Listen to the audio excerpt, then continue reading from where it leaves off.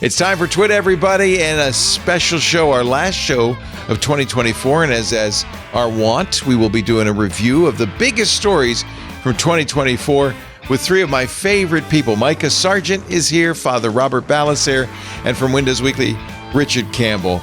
A very special Twit up next. Podcasts you love. From people you trust. This is Twit.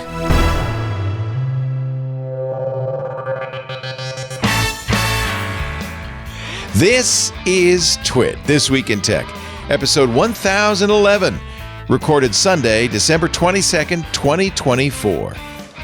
The year in review.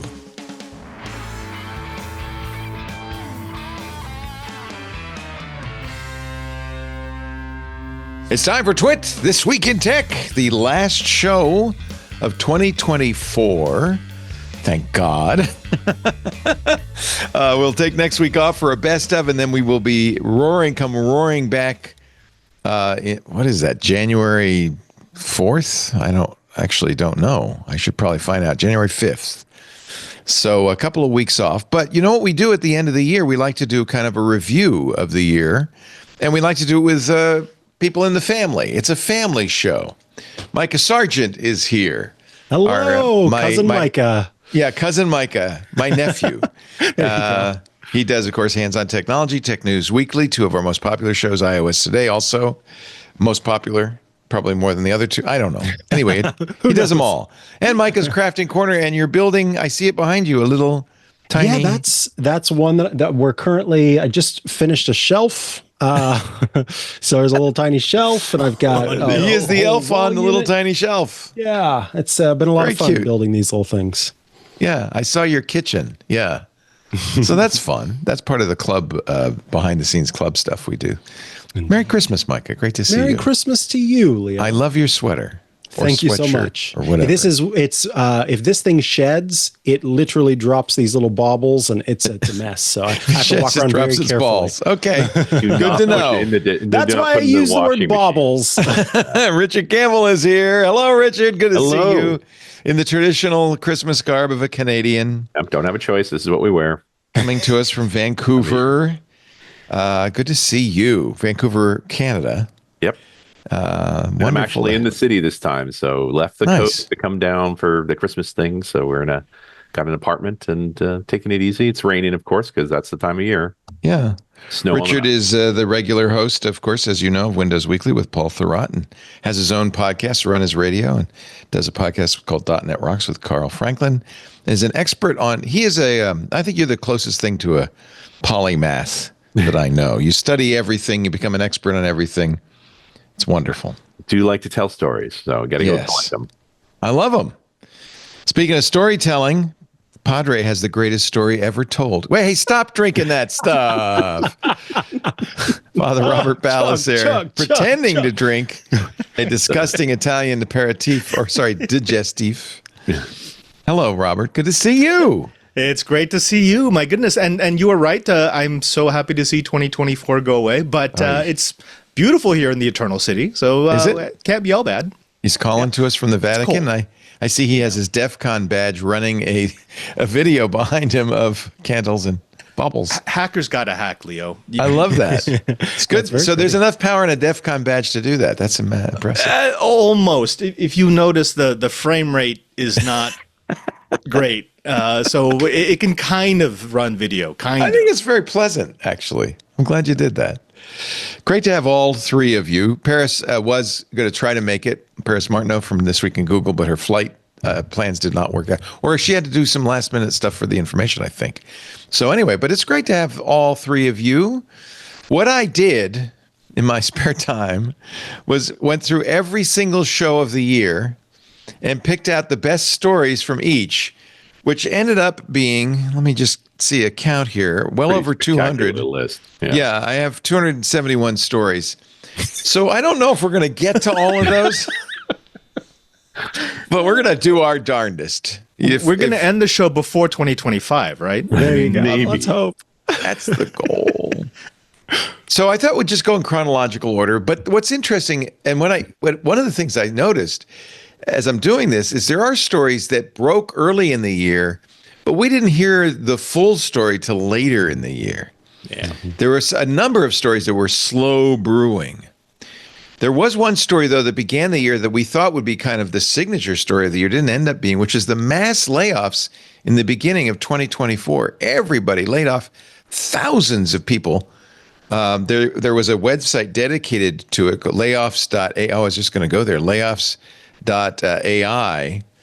And yeah, let me just see what the total, they were keeping a running count. I wonder if they're still around. Because they were keeping a running total of all of them. Not .ai. What was it? Layoffs.fyi. Maybe that's it. 25,000 in the first months. Intel, everybody had layoffs. So layoffs.fyi in 2024. Wow, the final tally is 150,000 layoffs. Stunning, isn't it? Yeah, the question is, that's what they reported. Did they really lay them off? Like most of the folks I know at Microsoft who got Shuffled. so-called Rift got 90-day notices. Basically, go find yourself a new job inside of Microsoft or you'll be laid. Well, that's not bad, but I have a feeling Intel didn't have a whole lot of other jobs to go to. No, and I don't know. 15,000 laid off at Intel. Tesla laid off 14,000 in their Austin plant. Google laid off 12,000. Meta laid off 11,000, and then another 10,000. Yeah, Microsoft has 10,000, but you're saying most of them just moved around a little. Well, I don't know if they actually did, right? It's just, again, this question of mobility and what work's available, but it's sort of a game you play, right? These companies all have record profits. This has nothing to do with profitability. It has to do with stock price. Right. That reporting layoffs early in the season bumps your stock price up at the beginning of the year. And so they all do it, it's just it's becoming a routine thing here. There's another side of this which I find interesting. Just before the pandemic, especially the tech giants, you saw a lot of labor unrest, and then the pandemic scared everybody, so labor unrest went away. And it almost feels like they're keeping a thumb on the employees, that if you keep them afraid, maybe they won't organize. Yeah, it's not in here, but there were certainly, in fact, it's going on right now. Amazon workers on strike. At some of the big distribution centers, and Starbucks, Apple employees tried to organize it at many Apple stores. In our profession, a number of publications organized. So maybe that's it. The layoffs tapered as the year went by. In fact, there's a graph here at layoffs.fyi that shows they really kind of the companies with layoffs is blue. The employees laid off is red. For some reason, there was a bump in August and a bump in April, but really January was the big month. Yeah, and the industry I think it really got hit and stayed hit was gaming. Yeah. The gaming's the one that took the beating this year. And this a lot of studios closed. There's been a lot of reshuffling. Is that because gaming's struggling? No. Well, the problem is that games are too expensive to make right now, and so it has to be $1 billion game. It's 200-300 people in 18 months to make a game, and that's just so costly. You can't afford to gamble, and so unless it's Duke Nukem Forever, then it's decades. Well, it's the thing. It's like you could name the top 12 games, right? They're the same ones every year. They're the next version of Call of Duty. There's, it's that kind of mechanism. Original games are rare, and so often as these studios are consolidating, the risky games get cut. Hi, this is Benito. By the way, Benito Gonzalez, who has been our producer for the year. It's great to have you, holidays. Benito. Yeah, happy holidays. With the gaming industry, a lot of it is also like the trend of the games that they're making these days are games as a service. So like those games really cost a lot more to keep and operate. So like, the Ubisoft put out their multiplayer shooter or something like that they closed like in a week or something like that. Like it's those games. That's a lot of money down the tubes. Because those AAA companies are making those kinds of games only right now, and those kinds of games really cost a lot, not just to make but to operate. Well, they don't get the runtime working well right away. Enough seats, and they can't maintain the team. So it's crazy that they spend all the money to develop the game, and then literally within a month of putting it up, they're like, "Nope, shut it down." Does it not kind of build on itself a little bit though? Because you would think. You start to, I mean, in a negative way, you see these shutting down, right? And then you've got the creatives who are facing two things. One, the fear of more shutdown and more job loss. So you're not maybe putting as much work into it, and you're also distracted by looking for other jobs elsewhere, coupled with artificial intelligence playing a role in the generation of new kinds of content for gaming. And I can only imagine you start to feel a little beat down, which leads to more loss overall in the industry, and a shift there as well. Less focus on the creative aspect of it, more focus on, as Benito was kind of talking about, you're hiring the developers who make the server side aspects of it and keep that up and running so that the company can continue to make money in that way. And I wonder too, I'm curious if overall what I've seen anecdotally is what you all or some of you have maybe seen where the game streaming area is getting a little focus pulled away from it, as well as people are looking towards shorter content in general, but also just. Oh, you mean like on Twitch on Twitch and the elsewhere. Let's Play videos and the things Let's like Play, that. yeah. I feel like I have not seen as much attention and excitement around that, but I mean that could just be sort of in my own little area that I've noticed a shift away from that. Robert, you're a big gamer.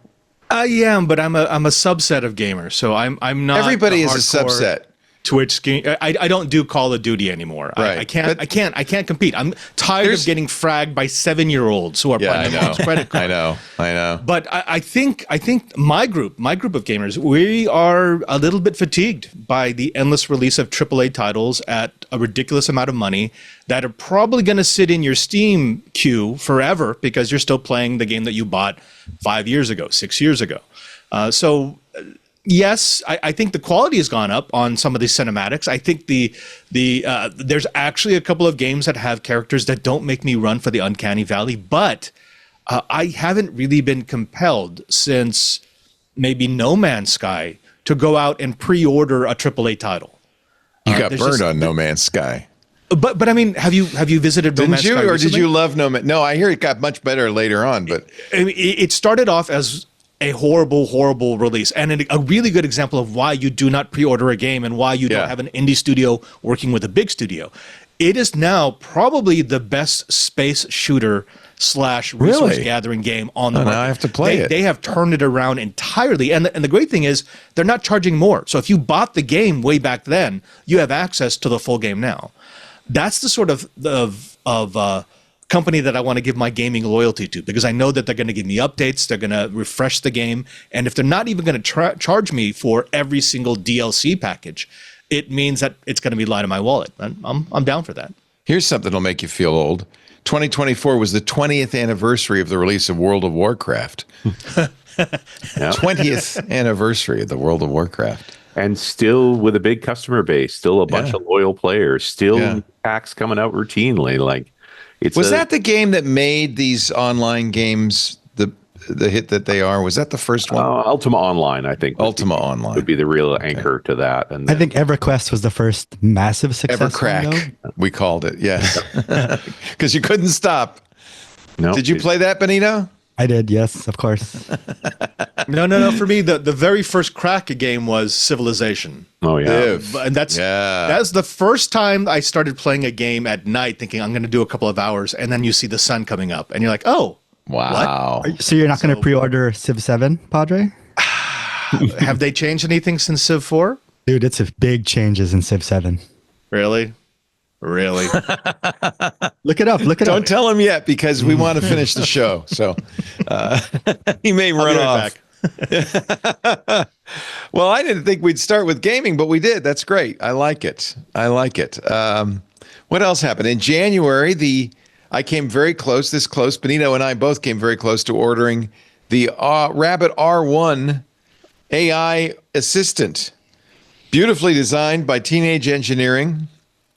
The idea was it would do all the work for you. You would say, hey, Rabbit, get me an Uber, and it would get you an Uber, except it turned out, as the year went by, we found out it was nothing more than an Android device with a dumb app, one simple app that you could easily put on your phone to do all of that. according to later stories, they only sold about, or at least they might have sold many, but they only about 2,000 were still in use by the end of the year. Actually, today I got an email from Teenage Engineering being like, "Hey, we still have these rabbits. You can buy three. You can buy 3 for the price of 1 now." Wow. 3 for the price of 1. All Leo, within do you 1 remember year. when I was on Twit right after CES, and you started talking about how you were going to get this rabbit, and I was screaming at you, "Don't! It's a piece of trash. Don't do it." I tried knew. it. I knew. Well, anyone who touched it knew, but the buzz from CES was this was the big device, and those of us who actually played with it were like, "What are you talking about?" It's nothing. It's literally nothing. $200, which wasn't bad, although you have to pay for your Wi-Fi, your wireless bill, because it uses 5G to connect. Is there another way to do? Is there another consumer accessible way to do what it promised? Because wasn't the idea with it? It's an Omni app, and so it can call Domino's for you, and it can get you a car. Do we yet have that by way of AI? Is that agentification underway? Because it feels like it's underway. Yes. So what's happening is. Anthropic announced it, I think, with Claude, and then OpenAI said, "Oh, we have that too," which is agentic AI. That in fact, that's the new Arc browser. Dia is going to be agentic. So in a sense, it's exactly that, which is you say what you want, and then it goes out as a browser, using your browser. Yeah. Does Microsoft have something like that? It's not a product; Richard? It's a feature in a phone, right? It's a feature. That's all it is. Yeah. Just a voice interface over top of a set of features. I think we're going to see that, though. I think that's one of the things people want. We're definitely headed on that path. I give them credit for doing that earlier on. I guess is what I don't give. I think they didn't do it, but that's the thing. I think true. I think this is what a lot of happened in AI. I'm going to let you speak in a second, Robert, because I know you have something to say. But a lot of what happened in AI was people spotting a trend and announcing something to capitalize on it. True. As quickly as possible. Go ahead, Robert. So the big thing that the rabbit was trying to do was to say, we're your personal assistant because you can tell us to do anything. Now, the thing is, any of the main manufacturers, you can go Google, you can go Samsung, you can go Apple, they all have that baked in. If you tell it to do something, it can do it. Yeah. But the promise of the rabbit, the one that really got people interested, does exist. And that is the ability to look at your current digital footprint and suggest actions that either you should take or you're scheduled to take. And that exists. It's called Microsoft Copilot. It's been around for a long time. Also announced this year. The Copilot plus PCs, but it goes earlier than that. Yeah. So does Copilot have agentic capabilities? It can't order an Uber for you yet. Not yet, because they haven't enabled that. But I mean, it could, knows everything that's in your footprint. It knows your calendar. It knows your contacts. It knows your patterns of activity. So the only reason why Microsoft hasn't allowed that yet is because people are so freaked out by something like their Rewind that there's no way they're going to want this on. Recall. Yeah. Oh, sorry, Recall. This was Rewind is the thing that every other app does for you at the end of the year. Here's your Rewind I'm for still all the waiting for my groceries you ordered Rewind this year. pin, by the way. I ordered a number of AI. I did not get the rabbit. The pendant. What have you? I didn't get my pendant. I didn't get my Brilliant Labs glasses yet.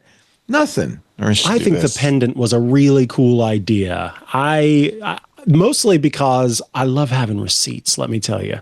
So that when someone comes to me and they say, you said you were going to do that. And I can go, no, actually, I said very specifically that I could do that if I did this and you did this. Yeah, I want those receipts. That's the interesting thing about all the Copilot backlash, which is I think people want that capability. Mm-hmm. This is Rewind.ai, your AI assistant that knows everything you've seen, said, or heard. This is worse than Recall. It sounds like a threat, really. Yeah. Say it like that. And then I ordered this, and it still hasn't come. This is the pin that records everything, and then ties into Rewind. What does the site say in terms of how about you getting? Let's see. The launch video was from earlier this year. Do you not have like an order number you can call up to say, "Oh, what the hell happened? Where's my pendant?" This was it's funny because AI, and this certainly was the year of AI, right? As next year will probably be the year of AI. Yeah. And last year. And last year was the year of AI. Every year. The years of AI. But this was the year where AI promised a lot. I guess it kind of delivered. just maybe in unpredictable ways, but that is in a way the sense I have of AI is that it succeeds in unexpected ways. Right? We expect it to be like HAL 9000, and instead it's writing us you have the science fiction problem, right? Everybody's contaminated by Jarvis and Ultron, and so I want Jarvis. Yeah, but you're going to get Ultron. I want Star Trek computer. That's all I want. Yeah. The idea that I can say speculate, and that is so fun to me. I want to give it a problem, and it's like, honestly, I don't think I know the answer to that, and I can just go speculate. And then I mean, I know I can do that with this, but I want it in the computer from Star Trek kind of way. Well, so now I'm trying to decide if I want to be rigid in our chronology and just go month to month. I think maybe not. Well, I think we're going to jump ahead to May when Microsoft unveiled the Copilot Plus PCs. Of course, Microsoft had been pushing Copilot for some time, and it was with these Copilot Plus PCs we were supposed to get Microsoft Recall.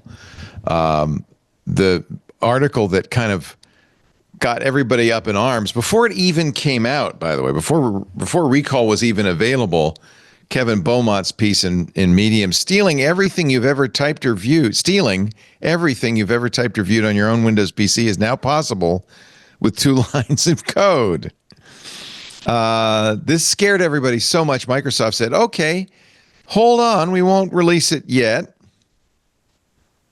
I think this was perhaps a little bit of a panic. I'm almost wonder if it was an intentional attack. I mean, at the simplest level, you could say, hey, the security folks jumped on this and it became an easy win for clicks.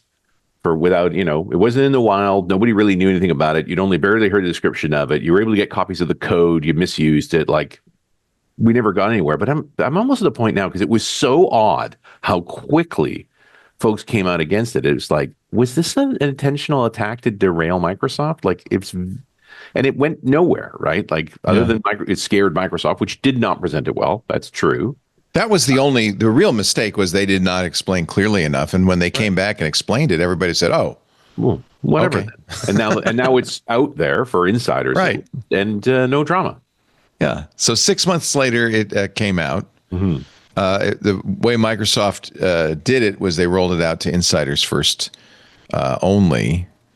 They delayed it and then said we fixed it, and the messaging was really a mess, to be honest. Yeah, that's really the only thing they fixed was the messaging. I don't think the product changed at all.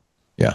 Well, and one of the things that I talked to you gentlemen on Windows Weekly about this every time I was on, the thing that really bothered me about this specifically was not even the company itself. It was the outside handling of the coverage of this technology, because of the fact that they were talking about something that literally was not available to every user yet. Yeah, it was not even available to anyone. Nope. And then even in the like small amount of testing that was being done internally, it was not the final result. And so it felt like a lynching. Right. It was just ironically. I mean, we were just showing this limitless pin and the rewind.ai. I think people want the feature. And ironically, I think Paul Thurrott said this a couple of weeks ago in Windows Weekly. The recall that Microsoft is shipping, whether because of the security worries or whatever, is so hobbled. It's only on one computer at a time. Your desktop doesn't know what your laptop did. No ability to share within your suite of machines. Yeah. Yeah. And so it actually is much less useful. Mm-hmm. Although it's the best compliment you can have for any product, scary and not useful. But it's the best compliment for any product. They say, I want to use it more and in more places. Right. But you're right. The only people that were outraged back in June were the security people. Mm-hmm. Regular humans do not care. They just want the capability. Right. And I think that they didn't get the opportunity to really show what that could be. And that's what bothered me about it, is that, I understand you've got the security folks have to do their job of expressing concern and investigating it and researching it. Yes.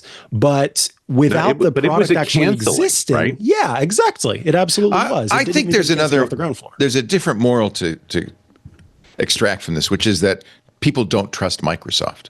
Yeah. They don't trust anybody. I mean, But they might trust. I mean, they could have headed the whole thing off with 6 words if they had started the press release with, "You can choose to enable recall." Right. That was it. The messaging was so bad. Well, that was a big change. That everybody was on ran by with it. default, and they changed it to off by default, right? Right. And immediately if they had come in and said, oh, wait a minute, we think this is a great feature. You can turn it on if you'd like. But because it was automatically on and automatically downloaded with new versions of Windows 11 and going down, it became this, well, Microsoft's making a power grab. And they were so tone deaf to what people were giving them in feedback that they thought that this was an issue with, so we shouldn't install it automatically. It's like, no. Just tell us what it is first.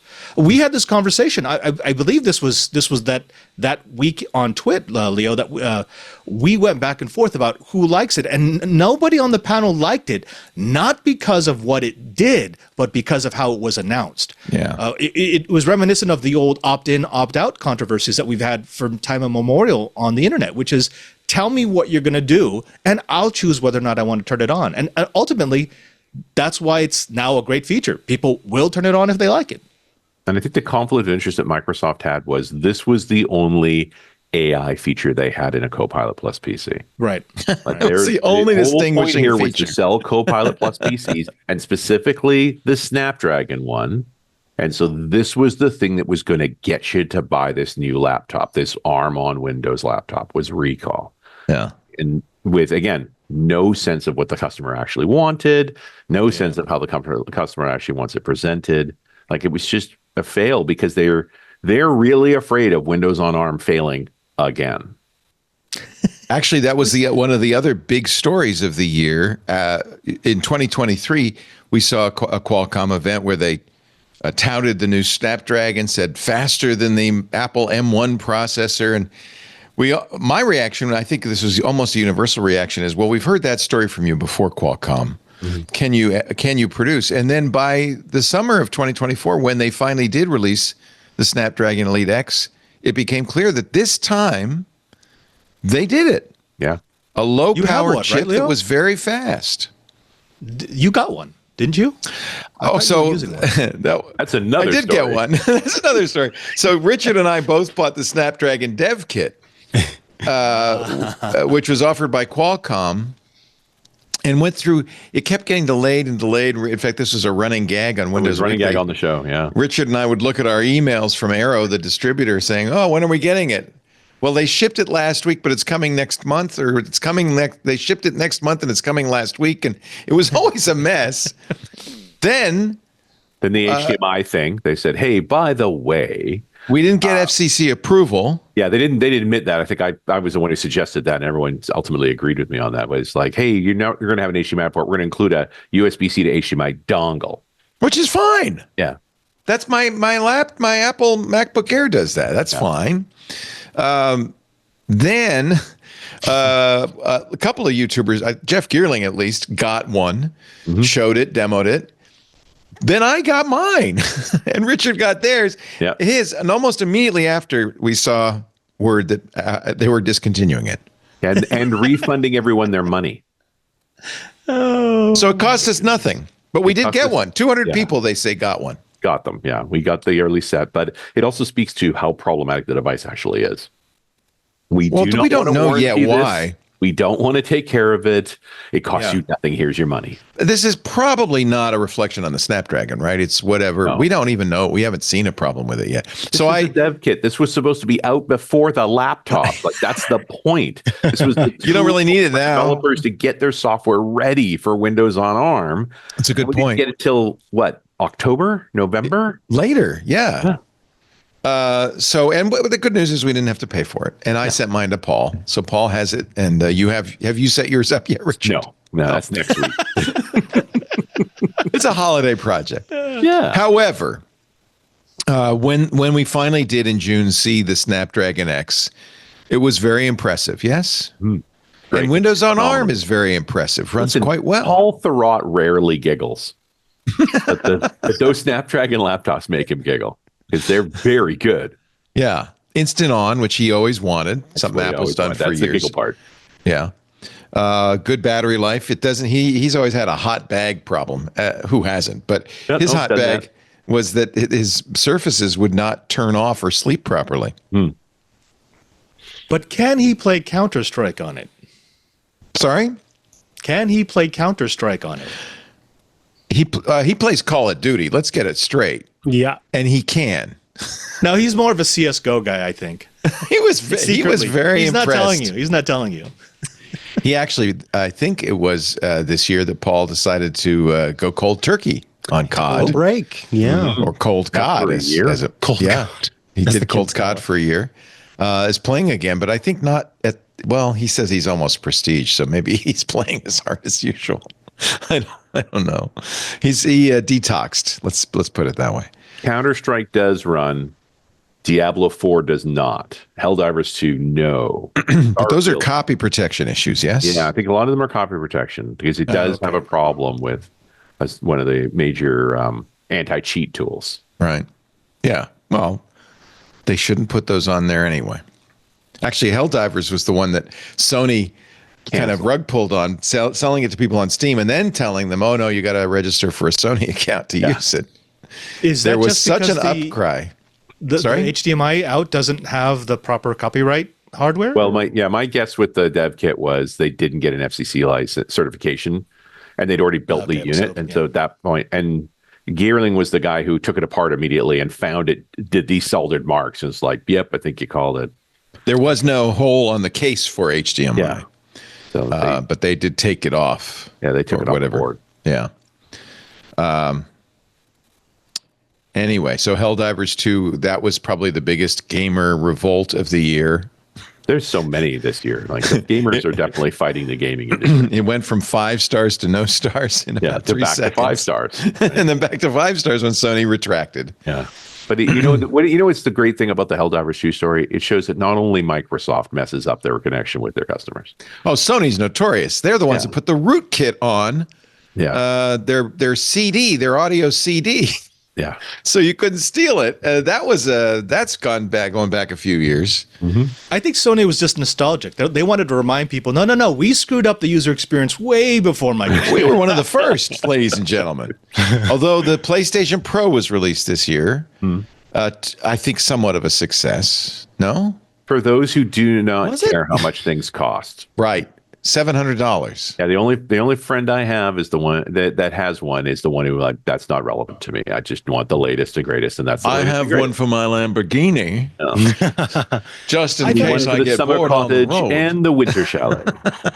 But for everybody else, I thought it seemed like it was a disappointment in the sense that it was kind of like, oh, I thought you were going to show us something new and good, and this is not new and good enough to have warranted all of the hype leading up to it, and then the fact that it was out there. And it's just like, maybe we could have just waited until you had more to offer than just these. This wasn't on my agenda for the show, but is this the last year that console gaming still has legs?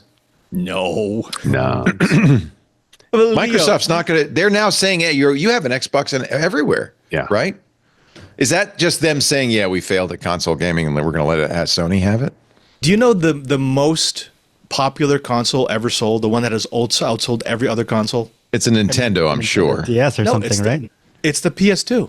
Oh, 160 million units, and they still sell millions of units every year because they're pirated. Yes, because you can pirate the games. Yeah, that's why. That's not going anywhere. No. Okay, so console gaming has legs if you're not Microsoft. But I do feel like the console gaming got itself into a corner. The race to bigger and bigger hardware led to more and more expensive game creation. Yeah, if you're spending $700 on a console, you want a game that presses the limit of that console. Right. But that game costs $400 million to make. Yes. So unless I sell $1 billion plus of that game, it doesn't make sense. And there isn't enough consoles to make that kind of money. Wow. Unless you're Nintendo. Well, the Nintendo's Switch games is don't cost that much to make because they didn't play the hardware right. Right. Yeah, they're 720p. Sony and Microsoft happily run down the more and more processing power path till they literally box themselves out of being able to make good games for it. And Nintendo goes, not playing that. Keep it simple. downscale the hardware, make the game fun to play, and it works. Yeah, when I was saying console gaming, I was thinking mostly Xbox and PlayStation. But really, if you consider the Switch a console, console gaming is alive and well. The new Switch will come out in 2025.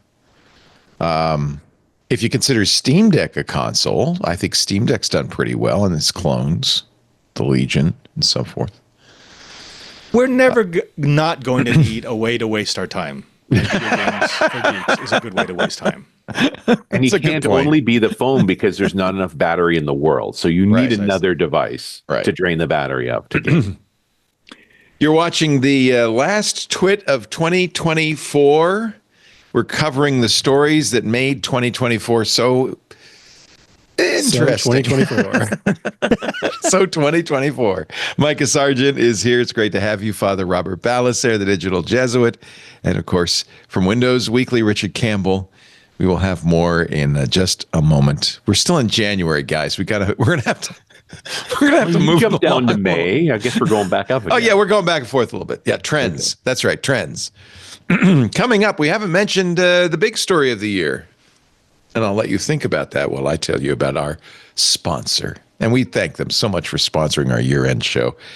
They've been a great sponsor all year long, Bitwarden. This, if anything else, this might be the year that you get a password manager that handles passkeys beautifully, that is perfect for an individual because it's open source and free forever, perfect for business because it works with all your business tools. This is, if you are not already using a password manager, this really should be the year of the password manager for you. And if you're going to get a password manager, there's no better than the one I recommend, the one I use, Bitwarden. We love our Bitwarden.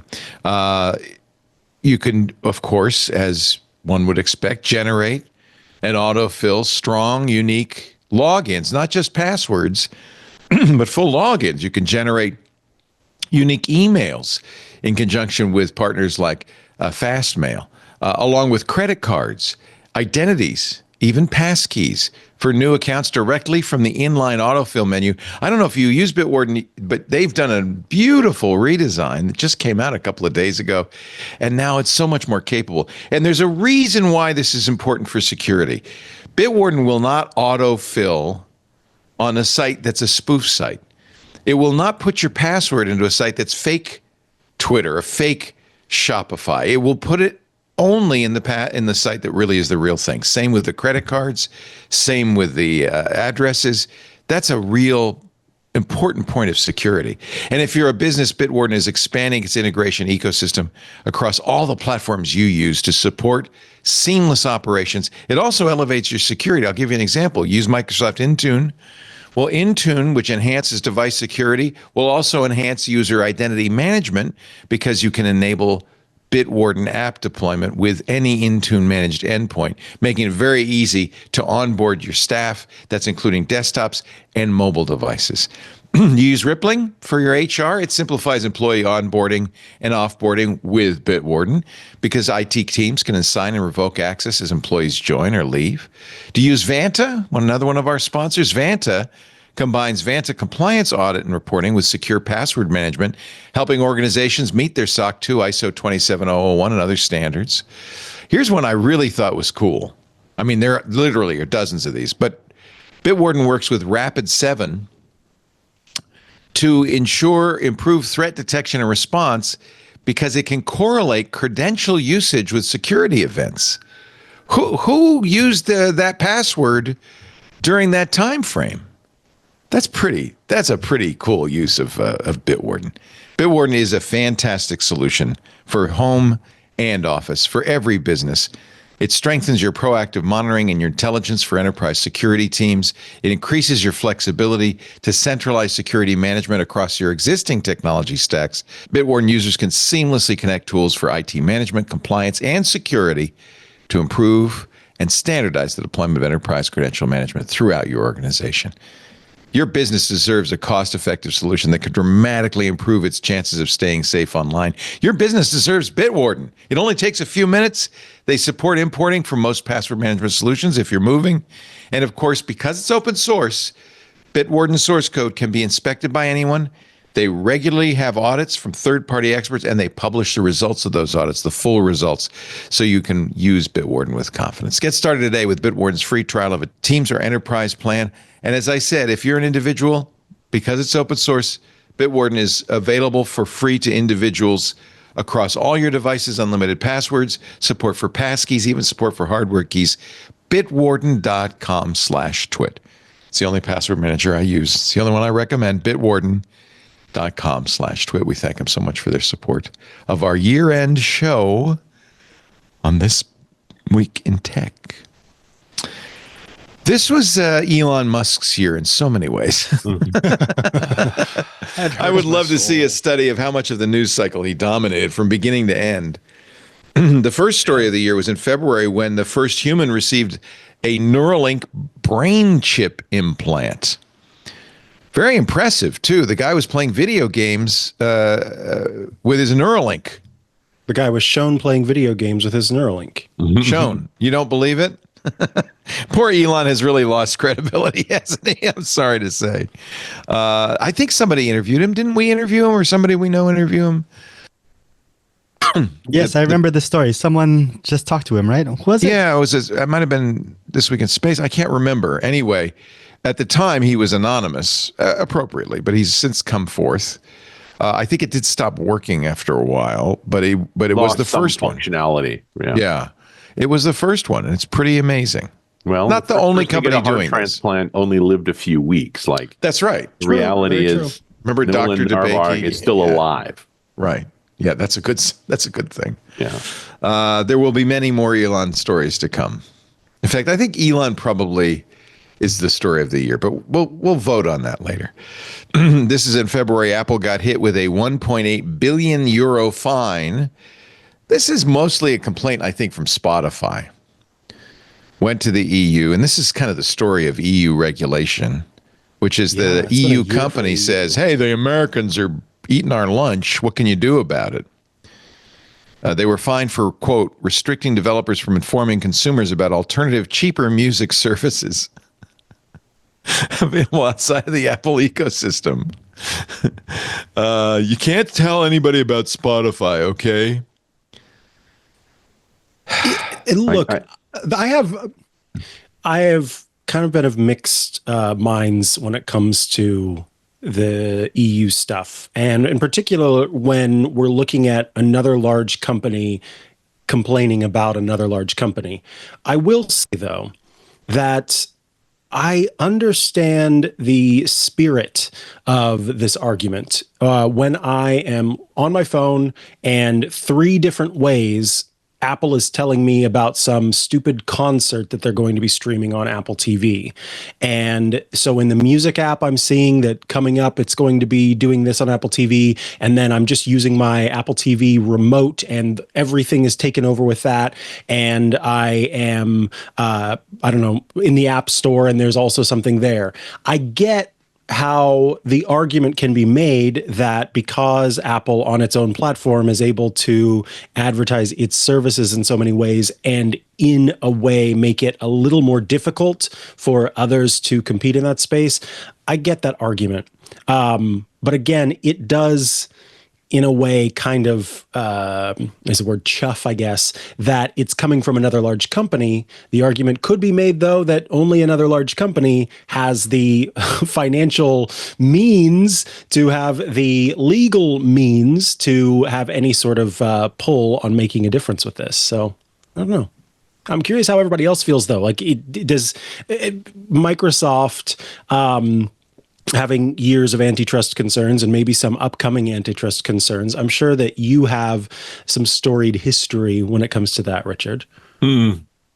I think we said this on Windows Weekly recently. I think Microsoft's delighted to actually be back into the antitrust conversations because it means they're relevant again. You know, it had been 20 years. Yeah. Interesting way of being relevant, I guess. Yeah. But we're important enough that the regulators are looking at us again. I mean, look, this year the U.S. government started to step up in regulating big tech.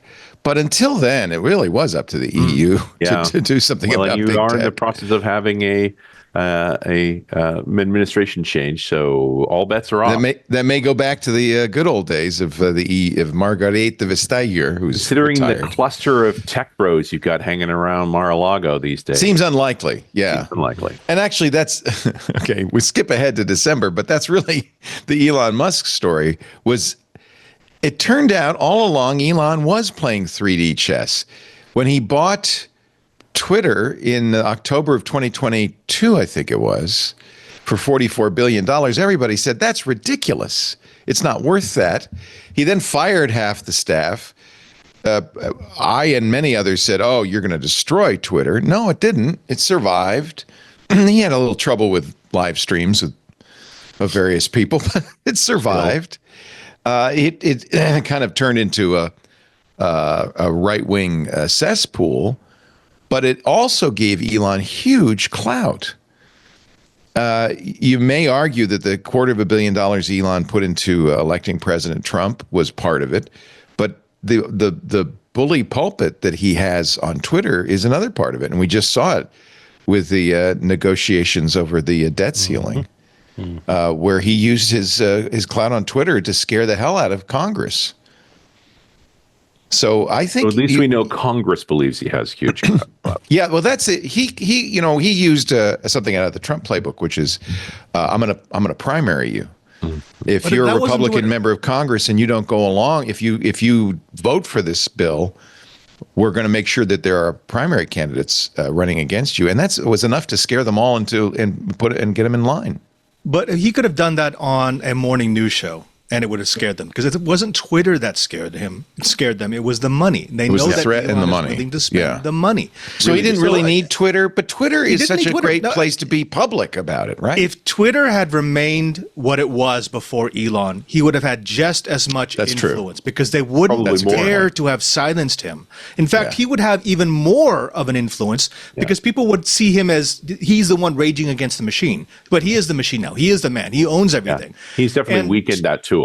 For that. How interesting. I didn't think of that. Twitter hasn't disappeared, but if you take a look at the bits of information that we can get about the financials, like what the investment banks have done to their the valuation of their investments in Musk Twitter, in X, they've downgraded them by at least half, in some cases down by 75%. So that's off the top. They've lost the value of that investment. Plus, we all know that he's losing money, a lot of money.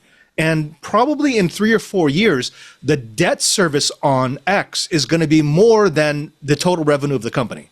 That's just the debt service. That's before they pay anything for the operation of the company. And we know this because we know what things cost. It might already be true, Robert, too, right? It's part of a company now.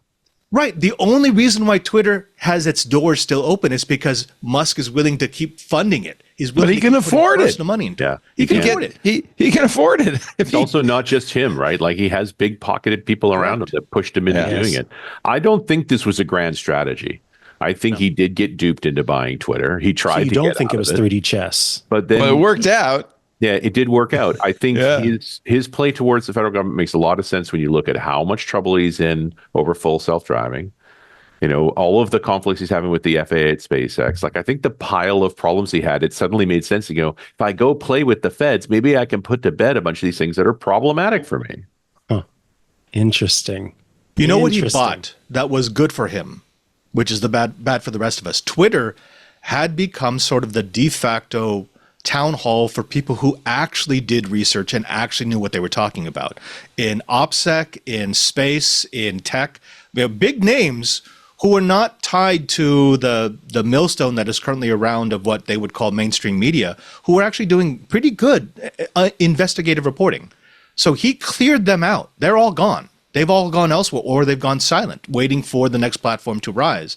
Some people think it's going to be Bluesky. It's probably not going to be Mastodon. It's definitely not Threads. And Facebook was lost a long time ago. But in the meantime, he's got the only platform where people used to gather. Mm-hmm. And he's scared a lot of them on away. Its old value as it diminishes. Yeah. Correct. Yeah. Correct. He's riding it all the way into the ground. This was the year of Bluesky, wasn't it? Bluesky opened to the public this year. It was an invite only until, I think, March. I have it in here somewhere. And it has grown very, very rapidly with the kind of the demise of Twitter, the changes at Twitter. I see you're using a Bluesky handle now. I am. I remember, Leo, I told you that I would stay on Twitter like Slim Pickens riding that atomic bomb. And I realized I spent so much time away from Twitter starting this year. Yeah. And I didn't miss it. And I wasn't missing the engagement. And most of the interesting people that I followed had stopped posting. So I still have an account there. It hasn't had anything of substance added to it for months. And I am actually getting engagement now on Bluesky, way more than I got on Mastodon. And a lot of the people that I missed are now over there. I think Bluesky is actually past that critical mass. It's not going to challenge Twitter for size at any given time, but they don't have to because they're not running a multi-billion-dollar debt. They are at 100 million monthly active users now, or daily active users. That's getting close. Twitter's 350 million, something like that. So they're in the right order of magnitude anyway.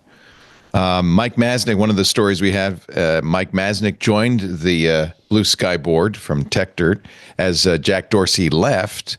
That was a good transition. I think any association with Twitter left with Jack Dorsey, who had funded it as a CEO of Twitter.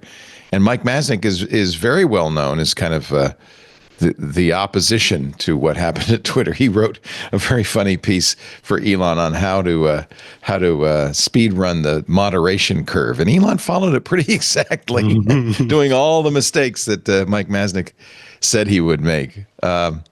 I don't know. Yeah, maybe Bluesky is the winner. I'm wondering. I don't feel the need for a Twitter anymore. Do we still need something, a national public square?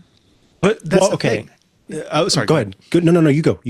I was just going to say that people spent almost 2 decades building up successful presences on Twitter.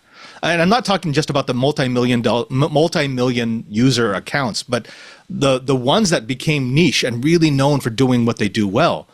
16 years, 17 years in some cases, to build up a loyal following and prove that they knew what they were talking about. We are at that inflection point where people have jumped off of Twitter and they're not sure if they want to do it again. Exactly.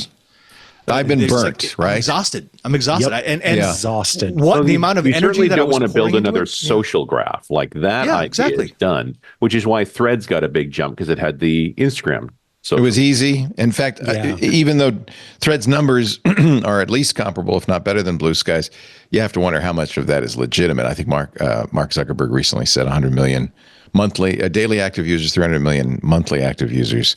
But since Instagram accounts get ported over to Bluesky, you wonder how many of those people are, accidentally over Threads. Yeah, because there are thread posts shown in your Instagram feed. It's easy to accidentally hit does that count? Right? Yeah. I've done it and said, "Oh, I don't want Threads."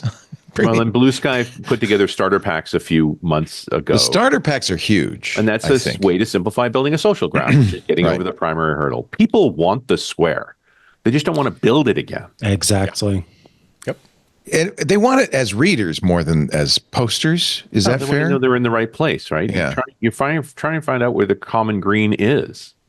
Yeah, I used to know where it was, and now I go, okay, I've got some friends who are over here. I've got the people who I want to listen to who are over here, and I've got the people who I don't want to listen to, but also where interesting things might be happening over here. That's Threads. And so all of those places, and I don't know which one to go to or which one matters, and there's no way I'm spending my time on all three. So I just go, I don't care enough anymore because what I had before where it was one place was so much easier. And as you said, the commitment that we made and the time that we put into it, I don't have the energy for that. What was it that somebody said in the chat? I saw a post this morning that 100 members of Congress are now on Bluesky. It's not all of them. It's only about a third of them to go, right? If they had the resources, Bluesky could put together a crack team and make an importer. Say, look, we will look at your Twitter account. We will see who you're following. We will see who's following you, and we will find all of these people on their different social media accounts and make it easy to port them in. If you people have made those tools, haven't they? Yeah, they've made them, but they're so clunky. They're so clunky. And they're not really follow matching so much as moving content. Exactly. And if someone moves a name to a different, if they move to a different account name on a different service, it's not going to find them. If Bluesky could do that, and make it one click easy to try to bring over at least most of the experience you care about, I don't know who would stay on Twitter. It has become such a toxic place. I log in every once in a while and I go, why was I ever here? Well, let's see. Microsoft Word, because it read and wrote Word perfect documents. So you're exactly right. If they built the tool and then you send it to, the county clerks. Hey, you've got a Twitter feed right now. Here's how you flip it to feed to. Here's how you add Bluesky to that. Right. Like, don't take Twitter, just add to Bluesky into the loop so that it becomes that square that people want. Elon would probably block such a tool, right? Well, there's only so much you can do. I mean, I got personal experience from that. It's not possible. You can block me from using your API. You cannot block me from scraping data off your site. Okay. Anybody wants to know more, contact the Digital Jesuit. Vatican. What is it? VA? What is the Vatican City's? Vatican.va. .va. Okay. Nice. By the way, the best U.S. government site on Bluesky account is the U.S. Consumer Product Safety Commission. They make these unhinged graphics that are hilarious. Around Halloween, they had these like ghosts carrying knives, and there was one said "Water your Christmas tree," and it shows this skeleton coming out of the Christmas tree because, of course, like you basically have this dry as bone skeleton underneath the tree. They're really funny. They've done a great job, and I'm kind of worried about whether the budget will be there in the new year. Because that's so great. Look at that. That's a follow. I got that. Oh, nice. Yeah. That's nice. Yeah. So these are all legit consumer product safety concerns. This is going to be a good canary in the coal mine to see if this survives under the new administration. Exactly. Well, I mean, how long before Elon has already said that he wants to kill it? Yeah, that's a waste of money. Yeah. This is number one of his list because it also tracks defects on Teslas. So right. Okay. Wait, is he I'm try following to kill him NHTSA? for the nonce. Anyway, he wants to kill the U.S. Consumer Product Safety Bureau, or the organization that was CPSC. formed. Also the consumer.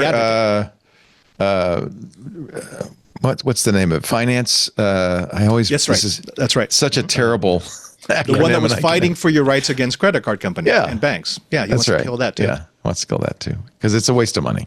And I'm sure it has nothing to do with the fact that he's trying to turn Tesla into a giant financial institution because he doesn't ever want to do an outhouse funding for one of his cars. I'm sure that's not it at all. That's couldn't be. Well, and there was some argument that the reason he didn't like the omnibus bill to keep the government open was because it had a clause in it that said you can't build any more plants in China, and he's about to build a big Tesla plant in Shanghai.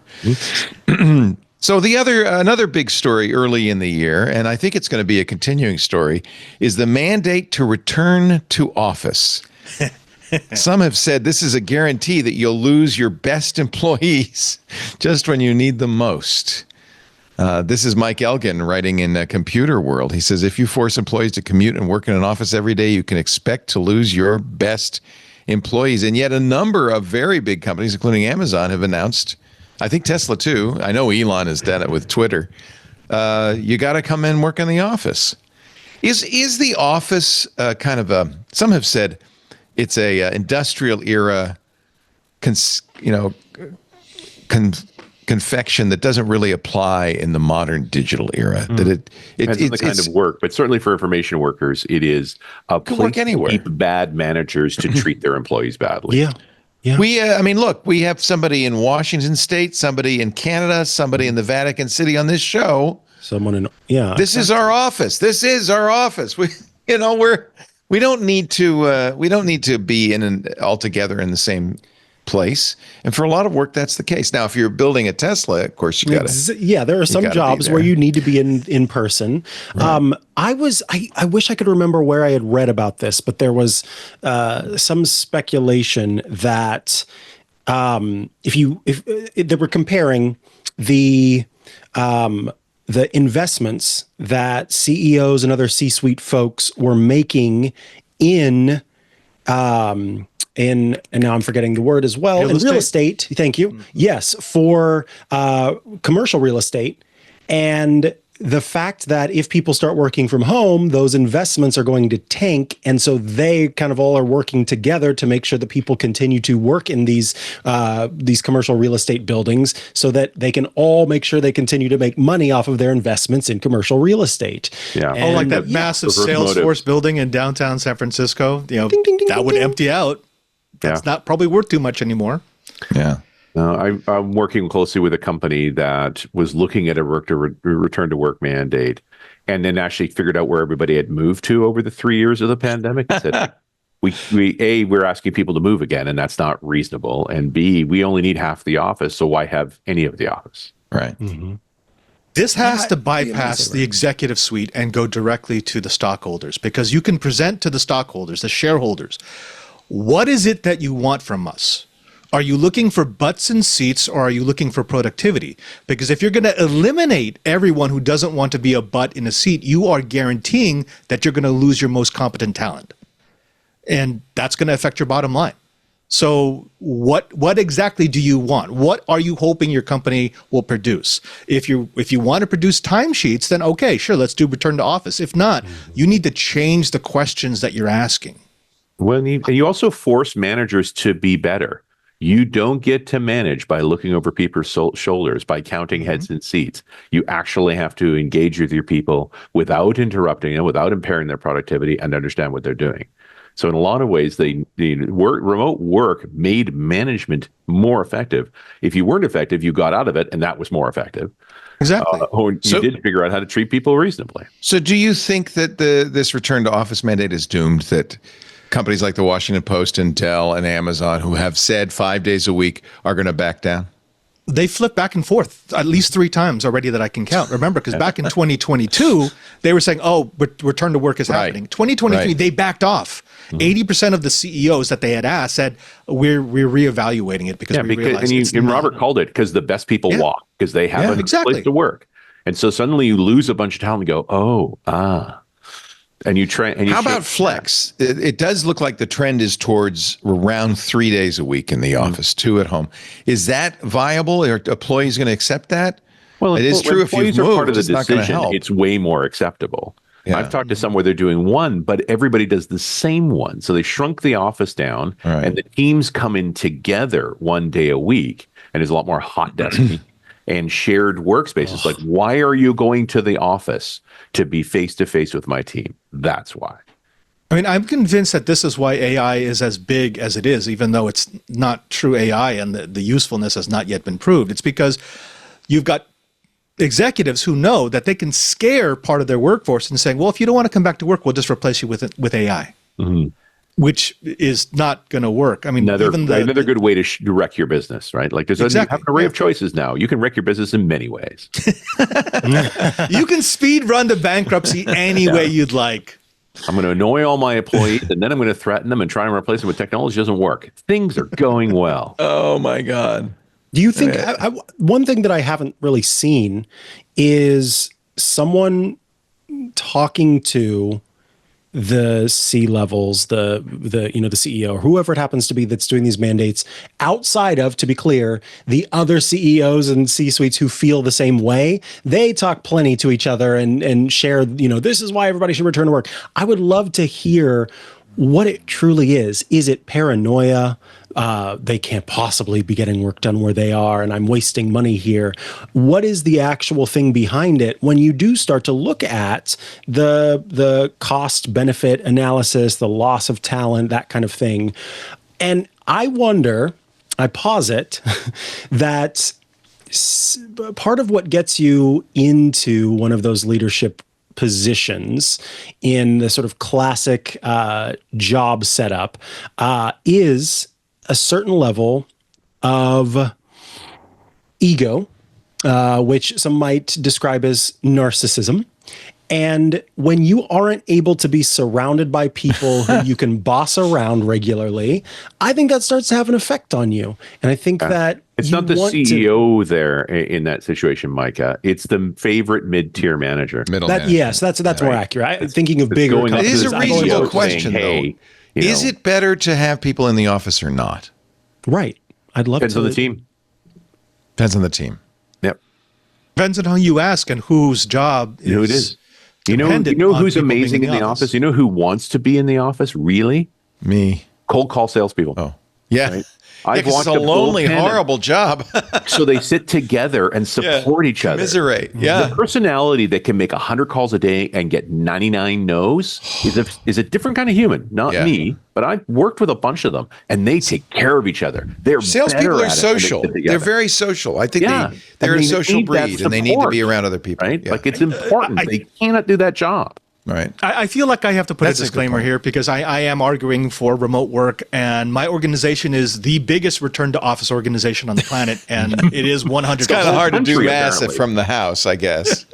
Although, actually your organization probably is looking at ways to do remote service in a variety of ways, I would imagine, or no?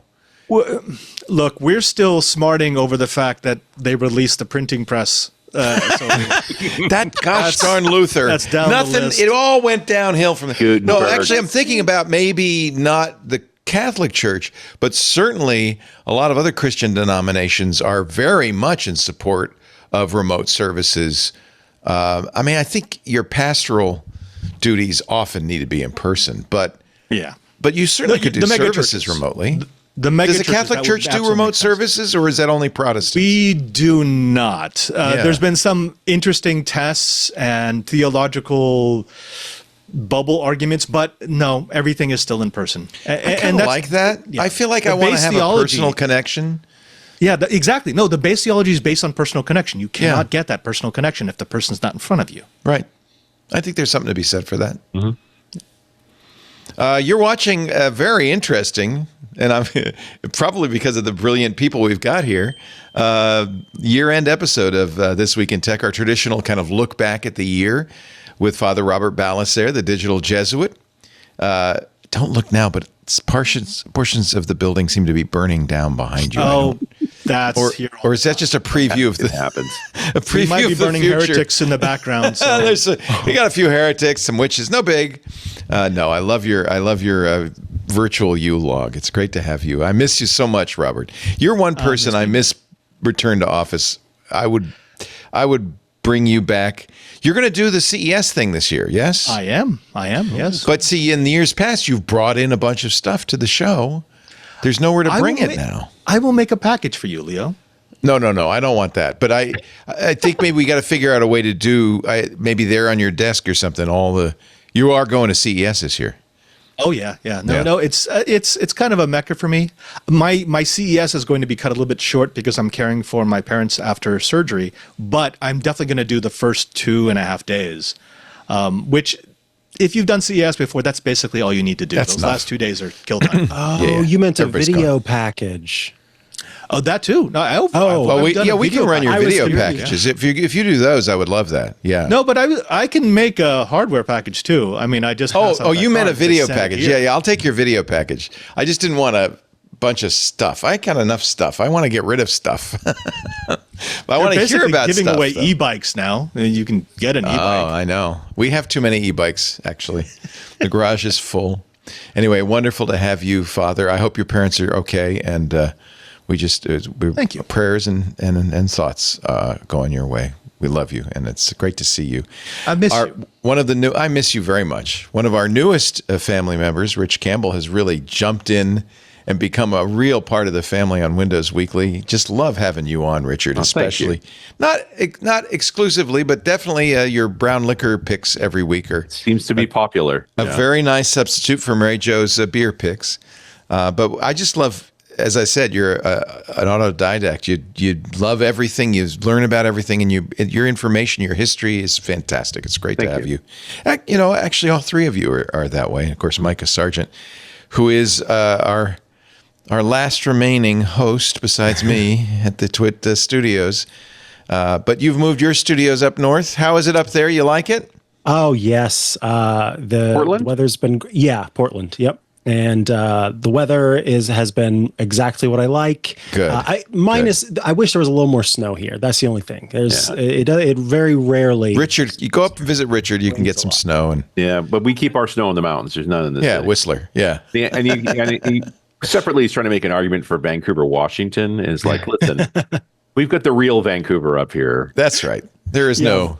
But once Vancouver, upon a Washington's time, British very Columbia close. was the British side of the Columbia River. Oh, interesting. Huh. Didn't know. That makes sense. Yeah. Yeah. Anyway, love having all three of you on. You're making the show much more interesting than I thought it would be.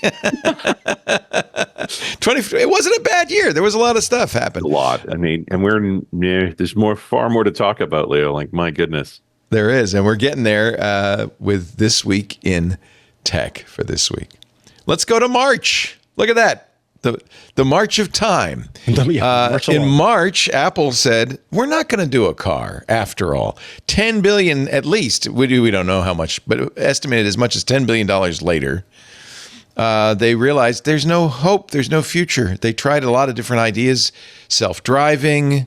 None of it really worked for them. And so This Apple made me sad. And I don't normally root for Apple, but I was really hoping that they were going to come up in this space. Be interesting to see what they did, wouldn't it?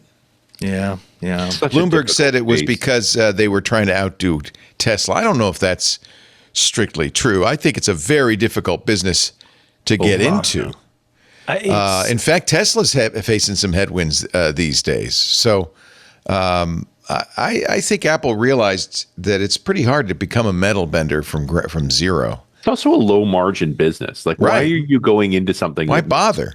Yeah. Relatively little money. Make phones. You're making a bundle. Right.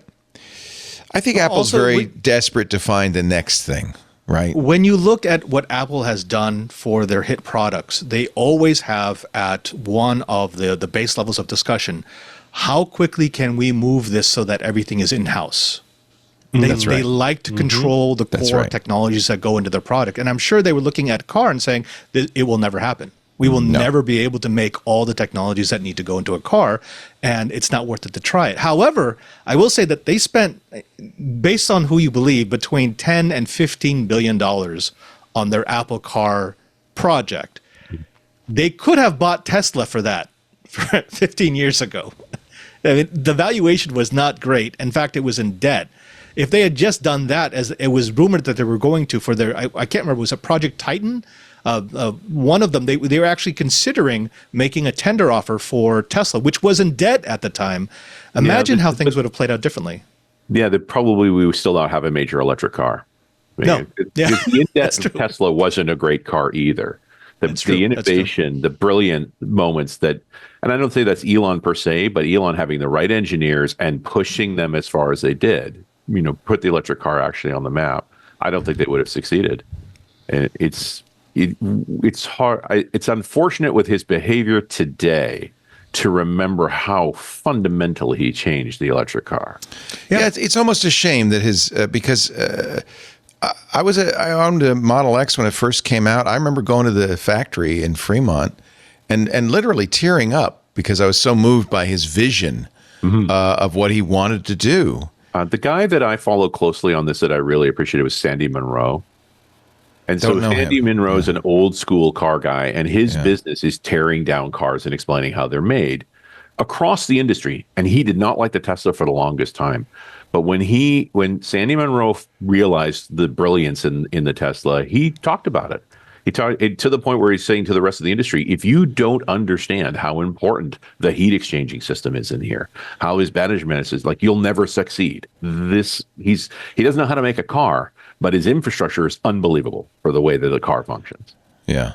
And that those are the best storytellers. This is an old school car guy who fought Tesla every tooth and nail all the way along. But when he was profoundly right, he was profoundly right. And remember, Tesla also broke away from the dealership model, which was the de facto standard for so many years, and really sort of constricted consumer options. So the fact that that was him, that wasn't a design thing. That was Musk fighting for something to do it, right? Exactly, and it worked. He fought the big guys, he fought the large car manufacturers, he fought the government, and he won. So he was in folk hero status until he went full culture war. When he went full culture war, it started being, wait a minute, I thought you were just a tech guy who understood what people wanted. Now it turns out that you... Remember he flew his sports car into space? I like that. That was very cool. Yeah. Let's also remember that in October, he figured out a way to capture a returning Falcon Heavy booster with chopsticks, which is very impressive.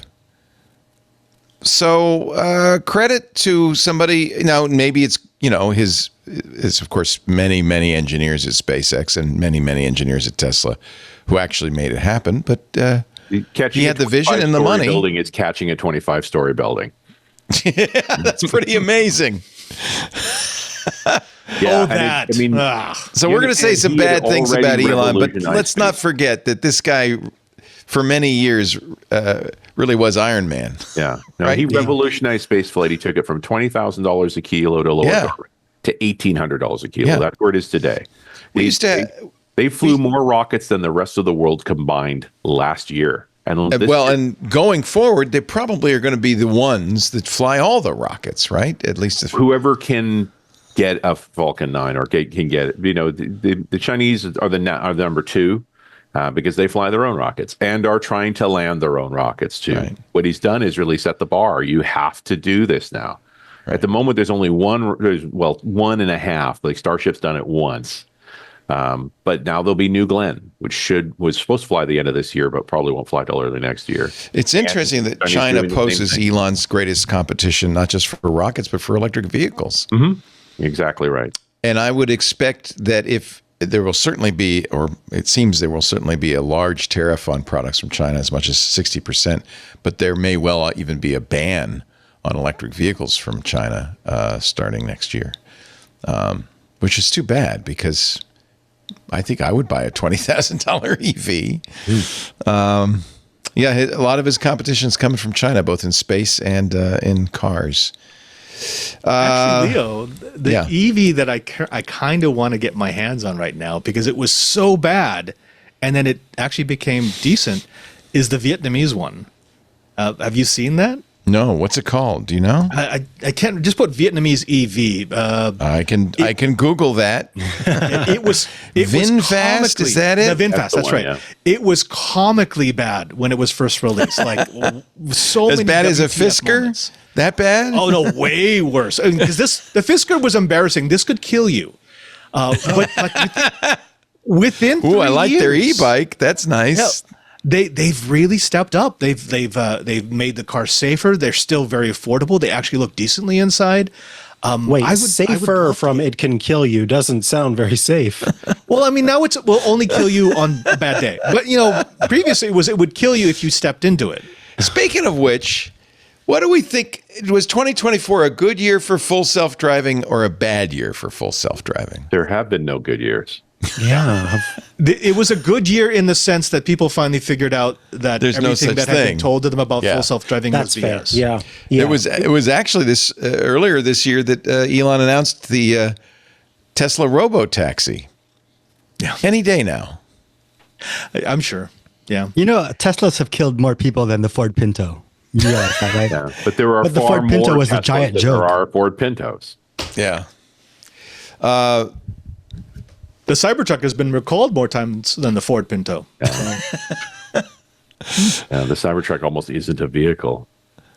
What is it? That's the question. Is it a brick on wheels? What is it? No, the Cybertruck is a simp mobile. It was the test of loyalty on whether or not you had the appropriate amount of reverence for Elon Musk. Because if you did, nothing could go wrong. All of those posts on Reddit about everything wrong with my Cybertruck, but I still love it. It doesn't work in the rain, but I love it. It fell apart in my driveway, but I love it. It only made it 2 miles from the dealership, but I still the best car I've ever driven. It killed my dog, but I love it. Exactly. It was some weird Brazil type stuff going on here. It's the simp. Cut off my fingers, but I love it. That's the best explanation I've heard, Father, honestly. That's really brilliant. Cruise GM got out of the self-driving taxi, the robo-taxi business this year after investing billions. And of course, they had partners like Honda who also invested billions. But Google continues with its robo-taxi, the Waymo, and in fact is expanding. Why did GM drop out? Money. Just too expensive. Yeah. They didn't see the ROI. Yeah, it's a longer term investment. Like you want to be positioned, but they thought it'd be sooner than it actually is. So suddenly you're looking at, we need 2 or 3 more years of many billions, and it's like, or 5 years or 10 years, and they're like, I can't bet that far. I got other things to spend on. What Google gets with Waymo is way more than a self-driving taxi. And this is so much data collection. This is the thing that big tech has. It's why you can't beat Apple at music. They're not trying to make money at music. These companies make money in other ways, and that somebody can't just come along and say, "Oh yeah, I'm going to make money that way as well." This was the month, March, that the United States Department of Justice and 15 states plus the District of Columbia decided to sue Apple for being a monopoly. That was big. Now, there are a couple of question marks. First of all, the lawsuit had its flaws in the way they defined, monopoly, because Apple isn't really a monopoly except in its own ecosystem. So it really was almost a criticism of the ecosystem lock-in, but that would be interesting. Lock-in, Jason Snell wrote, will be on trial. But it's also a question whether it will survive Inauguration Day next year. There are a lot of, Google's being sued. In fact, the Department of Justice is at this point trying to figure out what Google already lost, what Google's penalty should be, including selling Chrome or breaking the company up. Apple probably could just sit back and wait, I would imagine. Well, and Google is now in the same place that Microsoft was in at the end of '99, where, okay, now the negotiation begins. Right. Right. Now a consent decree has to be drafted. It's not going away. You have to make a deal. And I had Leah, ultimately you want a deal.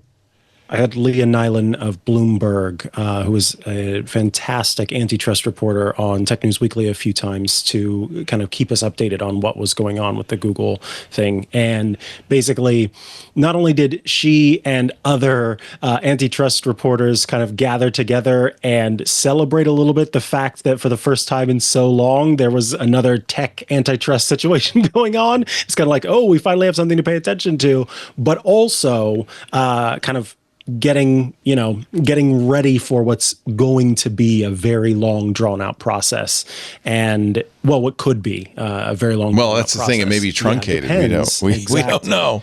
There's going to be a new attorney general in a few days. Already hanging out. Yep. No. I take that back. They didn't hang out. They did a phone call. Many of the other big tech leaders. I think Sundar Pichai went to Mar-a-Lago.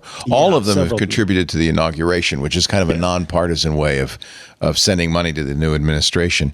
Google did file yesterday its response to the Department of Justice. On Friday, Google proposed actually day before yesterday, a series of restrictions for 3 years.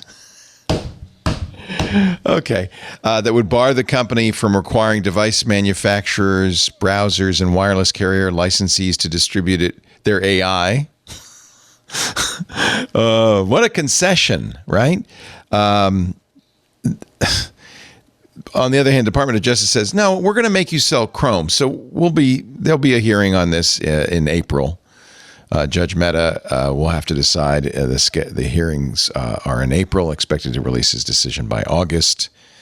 I guess this isn't something a new administration could change. The trial's over. They lost. Yeah. No. But definitely the remediation can be. The enforcement. The DOJ could back off, could say, Well, in the FTC, or they could just delay. They could be encouraged, just like, we'll never get around to having that meeting. Yeah, exactly. Yeah, I mean, there is a little bit of poetic justice because if you wind the clock back 25 years, it was Google that was really sticking it to Microsoft for the antitrust on browsers. And they were the driving force to make Microsoft include that little button. There was no Google in 1998 when the DOJ sued Microsoft. But there are those who made the case that the consent decree that Microsoft made with the Department of Justice made way for companies like Google. Exactly. When we got to browser choice, right? I mean, that was the whole thing. Well, that was the EU that pushed. I need to have a way to choose a browser rather than downloading one 50 seconds after I finished installation. I think there's no Andre. To be clear here. In Internet Explorer was an essential part of Windows. You could not take it out. Bill Gates said we can't take it out. Yeah, no, it's and then they did a demonstration version without it, and it broke. It didn't work. And see, we told you we couldn't take it out. Well, I mean, yeah, things break when you leave critical components out for Yes. the demo. I mean, that's just kind of how that works. Let's see. Back in March, the beginning of a story that really it was interesting when I was doing this. I noticed there were a number of stories that kind of broke in the spring and then got worse and worse and worse. One was the Microsoft hack exchange problem with Microsoft's executive emails being, and then bit by bit, Microsoft said more and more about it, and it seemed like it got worse and worse through the year. I don't know if we've heard the last of it. Maybe more to come on that one. I don't think we're going to hear anymore. We're done. No, I think the feds have gotten involved. Like the subtext of a lot of the statements they made around there, this being a state actor and so forth, is like there's some 3-letter entities involved now. Yes. And they don't want anybody talking about anything. I've definitely been pushing into those teams to say, what can we say? And to the point where folks have said, not only can I not talk to you, I have to report that I told you no. And that is an intelligence agency behavior. Well, this was also in the spring of this year when the U.S. accused Chinese hackers of targeting critical infrastructure. This is a story from the New York Times. It was published in March of 2024. Then we found out that actually Chinese agents were not only in our grid, but they were in our phone system, listening in on phone calls at the highest level in Washington, D.C. and the Trump campaign. In fact, at one point later in the year, as it all came out, it turned out that the intelligence agencies called this attack Salt Typhoon and said it might be the worst hack in our nation's history. You wouldn't have known that in March when you read the first inklings of this. Senator Warner, chairman of the U.S. Senate Intelligence Committee, Mark Warner said, "My hair's on fire." when he heard about all of the threats in our communications infrastructure. I mean, I would bring up, as someone who's done shows and stuff on breaches, is like it does take weeks to even understand the scope of a breach. Yeah. So they may not have known in March when it was first talked about. But I think another important side of this is, especially when you're dealing with government entities, and intelligence related stuff, they won't talk unless they have to. Right. So often I see this 6-month lag because it's actually press doing freedom of information requests that force the story out. So they make the initial release because they have to. They have to make a statement, but say nothing more. Then the FOIs go out. And it did get worse and worse and worse as the year went by. Yeah. At one point, the intelligence agency were saying, and the phone companies were saying, we can't fix it. The intelligence agencies last month started demanding, you got to fix this. All the major U.S. carriers, including AT&T, Verizon, and T-Mobile, were hacked. Mark Warner says the hackers are still inside the U.S. system, and there is no obvious way to get them out that doesn't involve physically replacing old equipment. And that's the real problem, is that SS7, the signaling system they use, has been hacked for years, that the equipment has been hacked for years. This requires a reinvention of our telecommunications system at this point. Well, what it requires is a giant pile of money. Yeah. Right. It's and not really a hack. What the telcos are saying is to government is, if you want to fix this, pay up, give us billions, and we'll replace all of this equipment at once. Yeah. Can you clarify what you mean by that, Father Robert? Yeah, our traditional way of understanding a hack or a breach is that a bad actor has penetrated the defenses, the firewall of your network, and has been able to exfiltrate data. So you can probably, through forensic investigation, look at when the breach started, what they got, and when it ended, and then you can clean the system. The problem is this is so pervasive and it's been running for so many years. There is no breach. It's a library. Our network They're living is a there. Library. It's Parasite. It's their network. It's the movie Parasite. They're living in the house. Yeah. So how do you clean that? You can't. You have to burn the house down. And there's no way for us to burn the house down while we're still living in it. They did allocate another few billion for rip and replace just a couple of months ago, or a couple of weeks ago, actually, for the FCC. And the incoming chairman of the SEC, Carr, says he's all in favor of spending billions more to rip and replace all this Chinese equipment. But that's a lot of equipment that has to be taken out. It's way too much. And not only that, unless you get everything, every last bit that's in the network. You can never assume that it's secure. So the only way, and actually what we're doing over here is we're assuming the network's not secure and we're building out a network within the network. That's the only way we can be sure that our data is safe. Now, that works for us because we have a relatively limited scope organization that needs secure information. But if you're looking at the US telecom system, that's not billions, that's trillions of dollars of equipment and labor. While you're still trying to use the system. It's just not feasible. Yeah. Well, they're going to have to eat that elephant one bite at a time. Well, as an example, last month, the Consumer Financial Protection Bureau, there you go, there's the acronym, CFPB, told its workers, maybe don't use the cell phone so much because of they're not secure. The FBI told Americans start using encrypted messaging systems, but then they had a caveat. They said appropriately managed encrypted messaging systems, i.e., systems we can subpoena and get the clear text from. So it was one of those, they're wiretapping us, that's bad, but we want to be able to wiretap you, that's good. And the truth is, all of this started 20 years ago with CALEA, the law enforcement act that provided digital wiretaps. The FBI said, we've got to have wiretaps in these digital phone systems. Congress agreed, and it turns out those are the back doors that the Chinese are using. So what goes around comes around. We did it to ourselves. We did it to ourselves, and now we're telling. Now the FBI is saying, but use encrypted messaging as long as we can get into it. It's okay. Appropriate, yeah. Which is not Signal, by the way, or any other good end-to-end encrypted system. Don't use RCS. Anyway, you're watching. Well, I'm trying not to be indignant. We're celebrating the end of 2024 and the beginning of a brand new year on This Week in Tech. We also are celebrating several thousand new members to our club, and we welcome you all. We're so happy to have you. We had a bit of a crisis over the last month. We were really worried about going into the new year, our finances, and the club members stepped up. A bunch of new people joined, and thank you. I mentioned that I kind of hinted we might need some help, but we're not out of the woods yet completely. I have to say, we did book almost $1 million worth of advertising last week.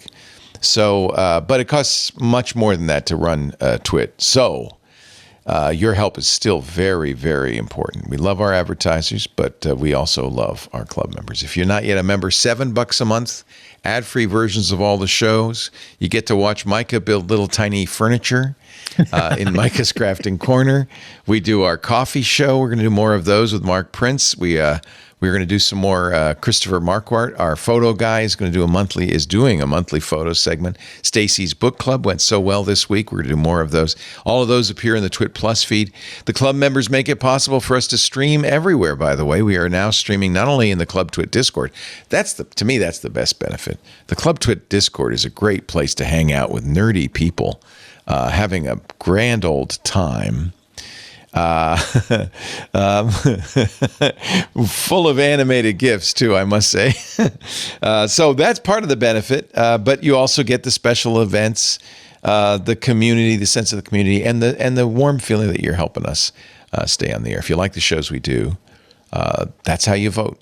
Join the club, twit.tv/club twit, and we thank you in advance for all your support. But I am happy to say, unexpectedly, a lot of the advertisers who were ghosting us decided right at the end of the month, okay, we're going to get some ads. We guess we're going to need some ads. So that's good news. That's good news. We're continuing on with our stuff. Continuing on with the look back at the year 2024. Another story that we didn't find out. We found out about in March, but ended up developing through the year. AT&T in March sent out a notice to all its customers. We need to reset your passcode. What? Just, don't worry about it. We've reset your passcode. Well, it turns out by the end of the year, AT&T said, yeah, Criminals stole the phone records of nearly all our customers. Nearly all of our customers. The PIN notice was just the tip of the iceberg.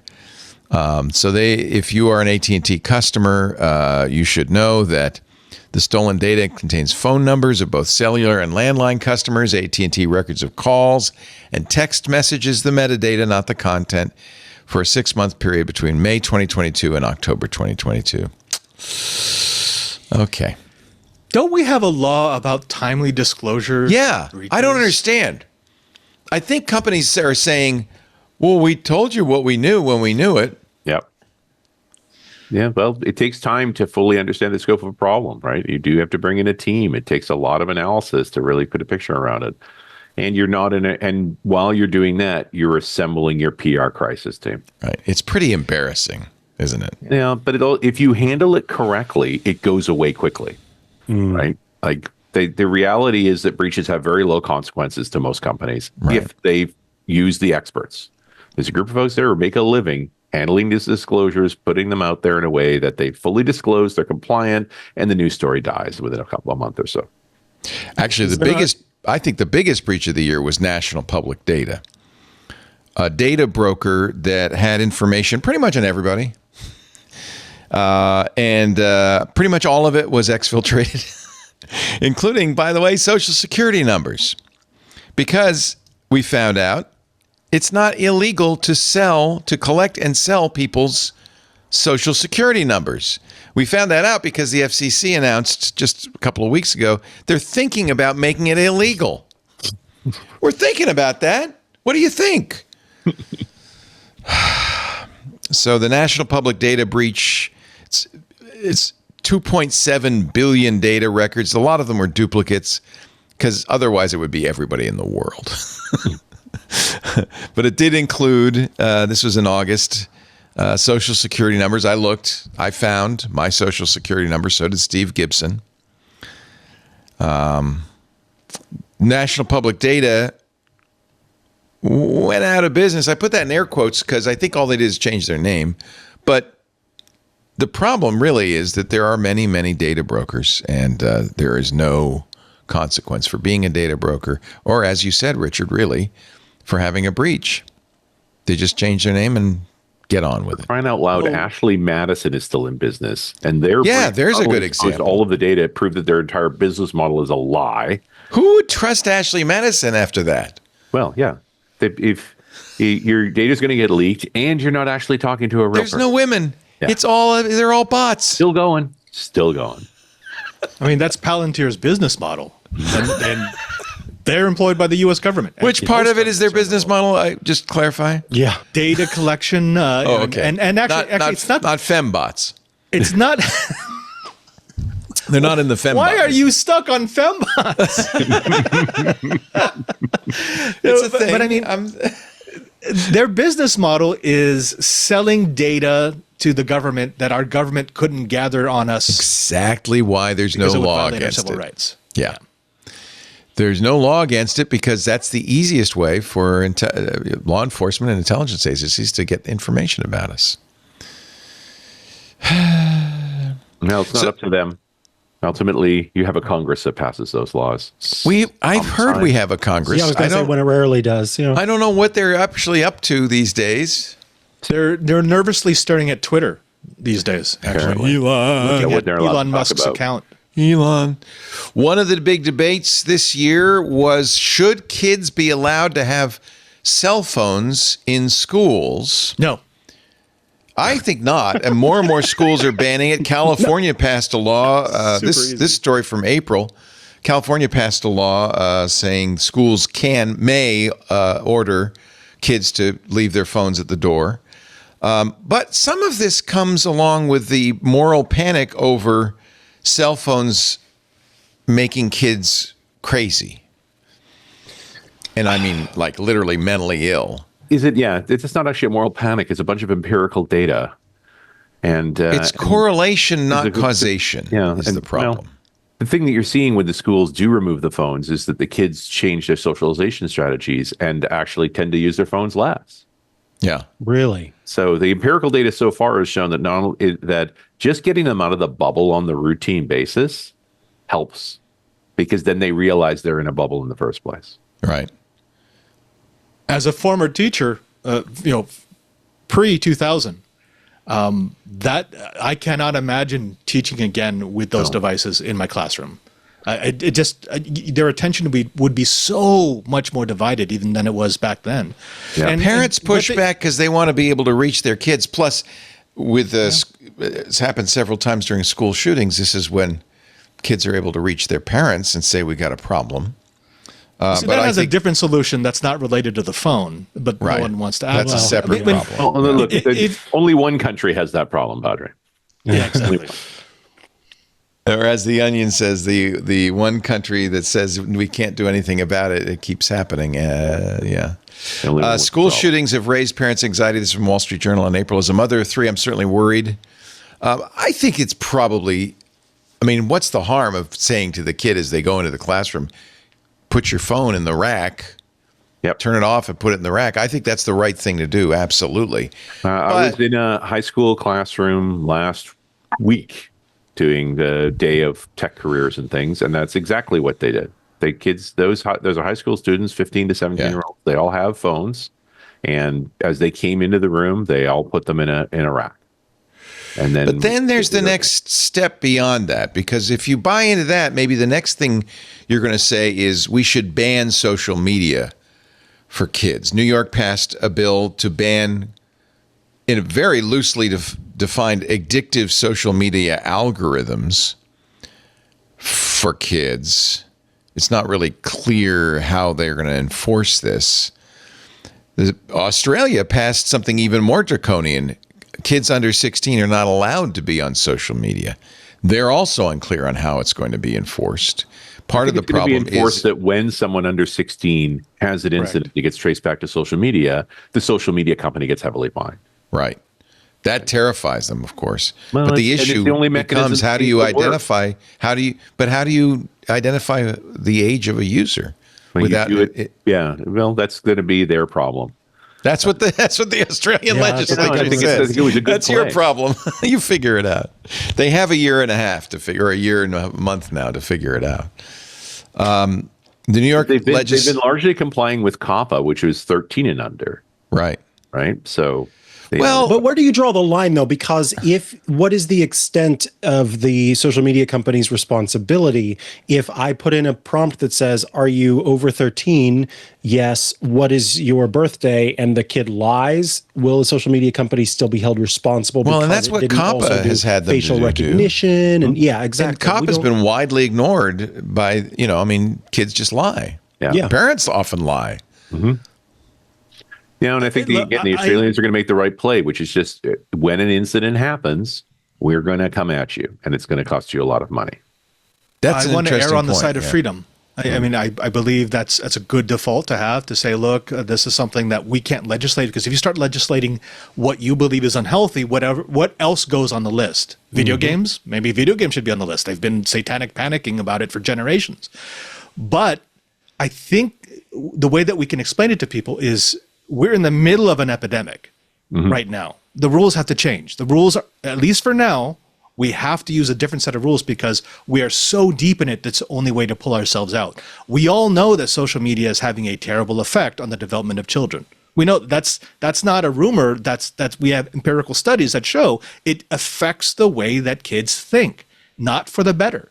So maybe people said that about violent video games, Father. Oh, yeah. They said it about books. They said it about TV. Any proof.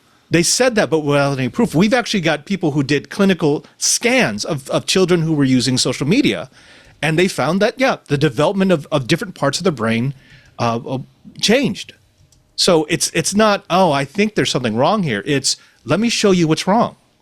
Let me show you why it's not good that this part of the brain is underdeveloped. Let me show you why the part of the brain that deals with interpersonal relationships being much smaller than it is in a person pre-social media is a bad thing for society as a whole. This is the debate that did rage during 2024, started by Jonathan Haidt's book, saying there's a social media caused epidemic among kids.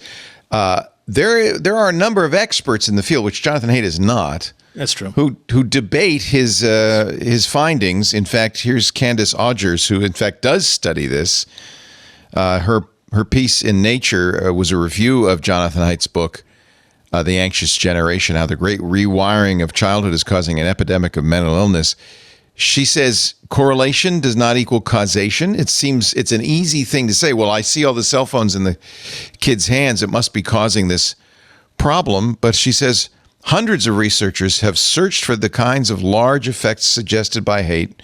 Our efforts have produced a mix of no, small, and mixed associations. Most data are correlative. When associations over time are found, they suggest not that social media use predicts or causes depression, but that young people who already have mental health problems use such platforms more often or in different ways from their healthy peers. In other words, it's not the cause, it's a symptom.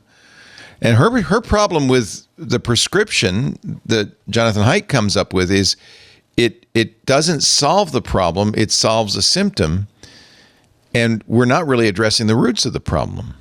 She says, these are not just our data or my opinion. Several meta-analyses and systemic reviews converge on the same message. An analysis done in 72 countries shows no consistent or measurable associations between well-being and the rollout of social media globally. This is the debate. You and I are opposite ends of the spectrum on this, Robert. Well, I mean, again, normally I'm on your side. I'm just saying empirically, from what I've seen from being in the classroom, what I've seen as an adult, social media is not a good thing for someone who doesn't at least have some of their life figured out. If you're not at least developed enough to do critical analysis of what information you're receiving, it's a terrible place. And that's not just a child thing. That's also an adult thing. The counter argument is that for many kids, this is their social life, especially for marginalized kids who are gay or transgender. This is their only opportunity to learn and find a community that accepts them. This is true. Okay, I absolutely agree with that. That is one of the great things that social media has allowed. In fact, I would even go before that. That's one of the things that the internet has allowed, this idea of a great interconnected network.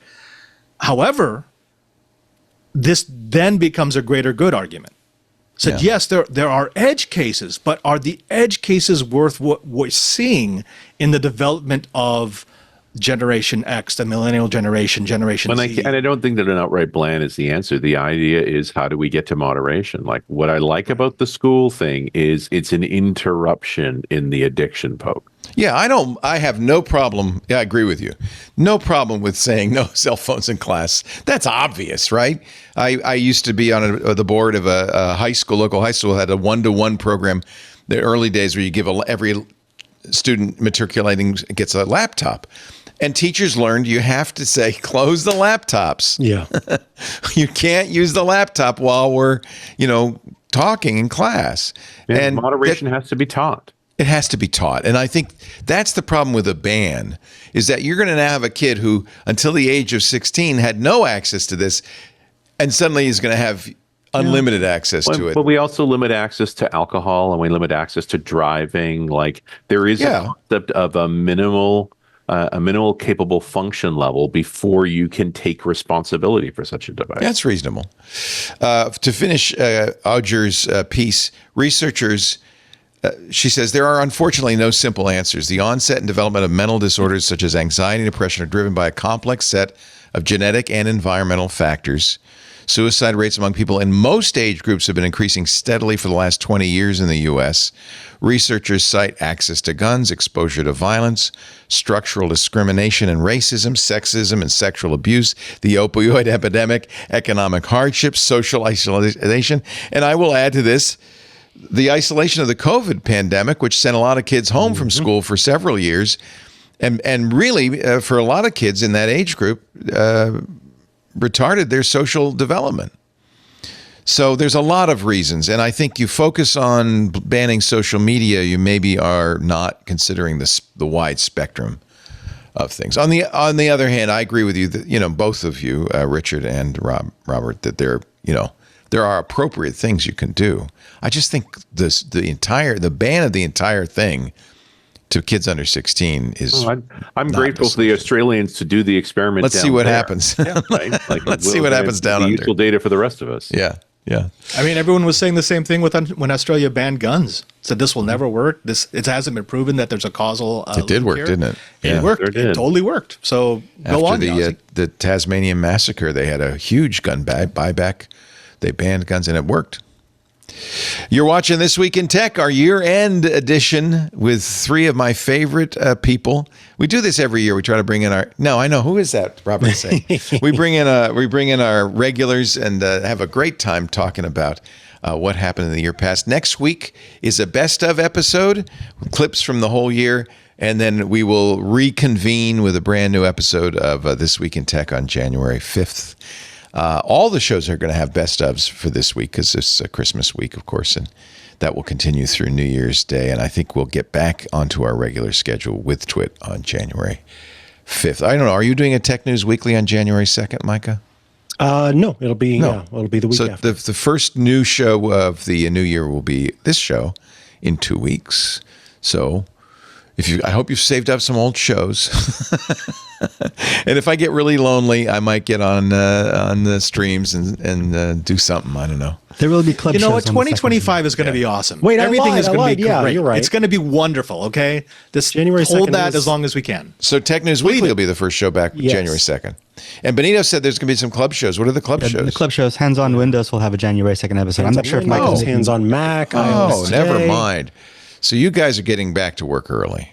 Thank you. I appreciate that. On we go. Let's see. We're only to April. Holy cow. Okay, we're going to go.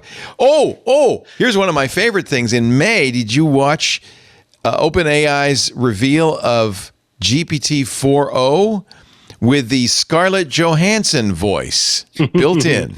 Her.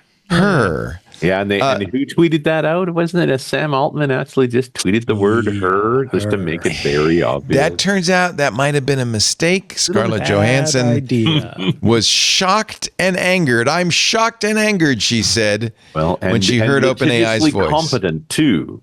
Yeah, this woman well equipped to defend her brand, and good on her. Well, in fact, I think her Disney lawsuit. Yeah. Over box office receipts. No, that was the one where you knew this. She got it going on. Right? Yeah, she was at the time, and I think probably still is the highest paid actress in motion pictures, and certainly has a lot of clout in Hollywood. She said, last September, 2023, I received an offer from Sam Altman, who wanted to hire me to voice the current Chat GPT-4o system. He said he felt my voice would be comforting to people. After much consideration and for personal reasons, I declined the offer. Now, I have to say, it did sound like her, but it sounded like other people too. Anyway, I'm sad because I liked it, but it's gone.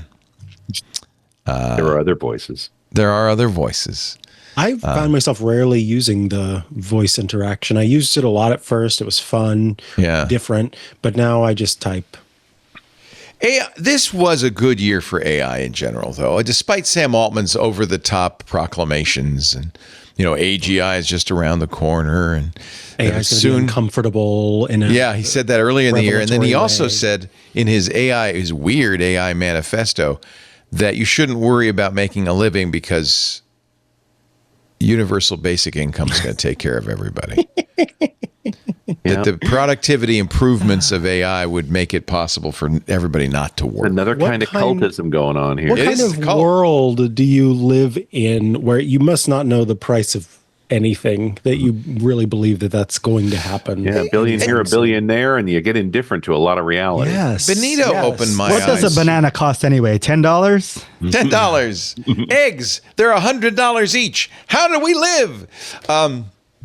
You opened my eyes, though, Benito, because you said something I thought was really important. We don't make music for the end product. We make music because we enjoy making music. Mm-hmm.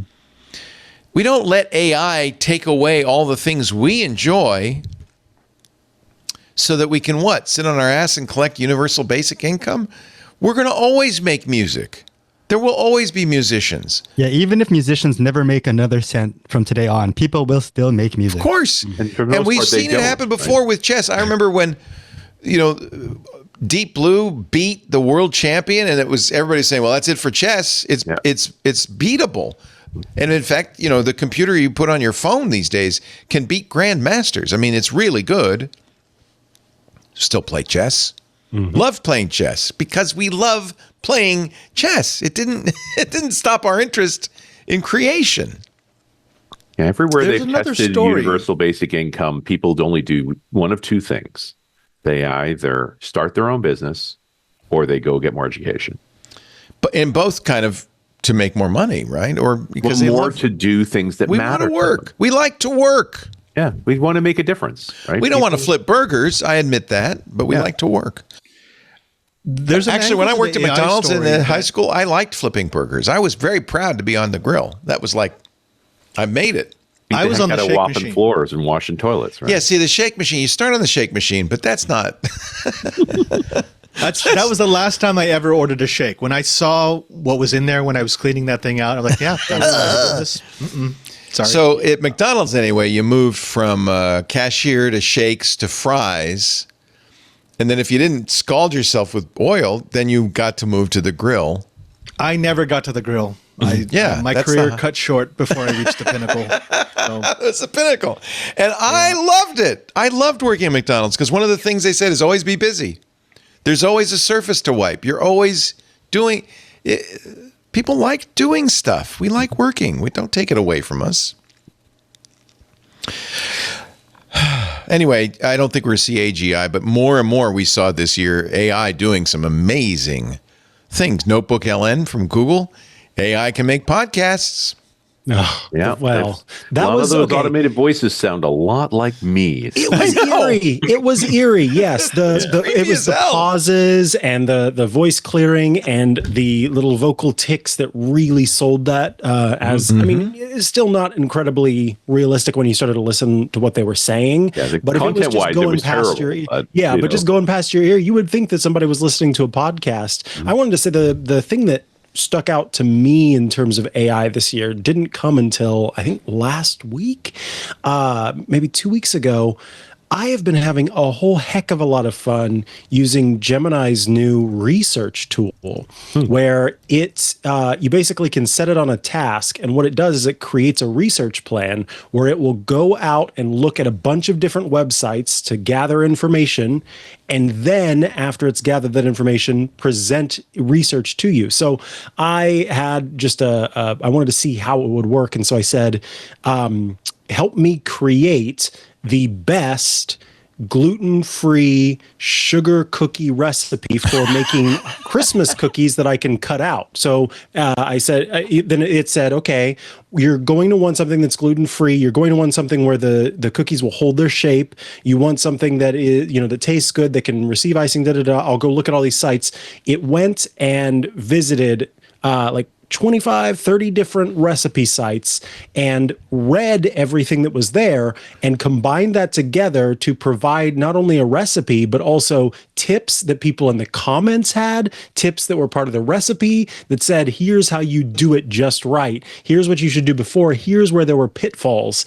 And that to me was very cool, where I'm not just getting this, huge glob of information that it's pulling from, that's from its training set, but that's a little more specific, but does something that I, as a human, could do over the course of the next, 5 hours in, I think it was, 10 minutes later that it had that for me. I think more and more, we're hearing people with stories, not that particular story, but each person has another story like that, where they go, well, yeah, AI is dumb, but boy, I did this thing. It was so cool. Sometimes it's a programmer. Mm-hmm. Steve Gibson got very excited about ChatGPT knowing x86 assembly language. Yeah, the coding side with the GitHub Copilot and its like has been the kind of win area. Yeah. Well, no, but it's not. I don't think it's the only one. I think, have you seen, they just released View 2, but we've seen a number of movie clip generators, and they've gotten better and better and better. Robert, you seem skeptical. You're all using AI the way that I like to use it, which is to enhance the content that I create, enhance the work that I do. There is a subset that is extremely profitable, and that is using AI to boost all the worst things about content pandering. And you see them on YouTube right now, where they are taking all the best buzzwords, they're taking all of the words that they know that the algorithm is looking for, and they are generating content around it very quickly, very cheaply, but with no care for whether or not the information that they're passing along is true.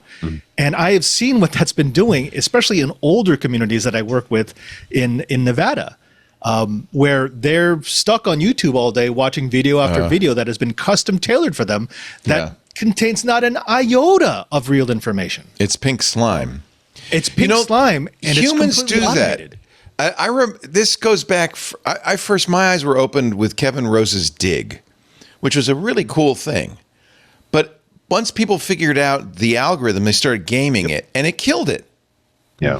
And humans will do that. It killed Google search by gaming the algorithm. It's killing YouTube because and I don't blame AI for this. I blame humans for this. They always want to game the algorithm. Well, as long as the algorithm is the way to profitability. Right. As long as let's face it, as consumers of YouTube, we're actually the product, not the customer. The customer is the advertiser. Right. So as long as we're in that trap, there's going to be a mechanism for manipulating that advertising revenue. And it'll destroy YouTube. It's up to YouTube to protect us. If they want to keep us as the product, they'll find a way to feed the right thing. YouTube's had multiple adpocalypses because they weren't responsible with their algorithm, and the advertisers yank out because they realize their ad money's being wasted.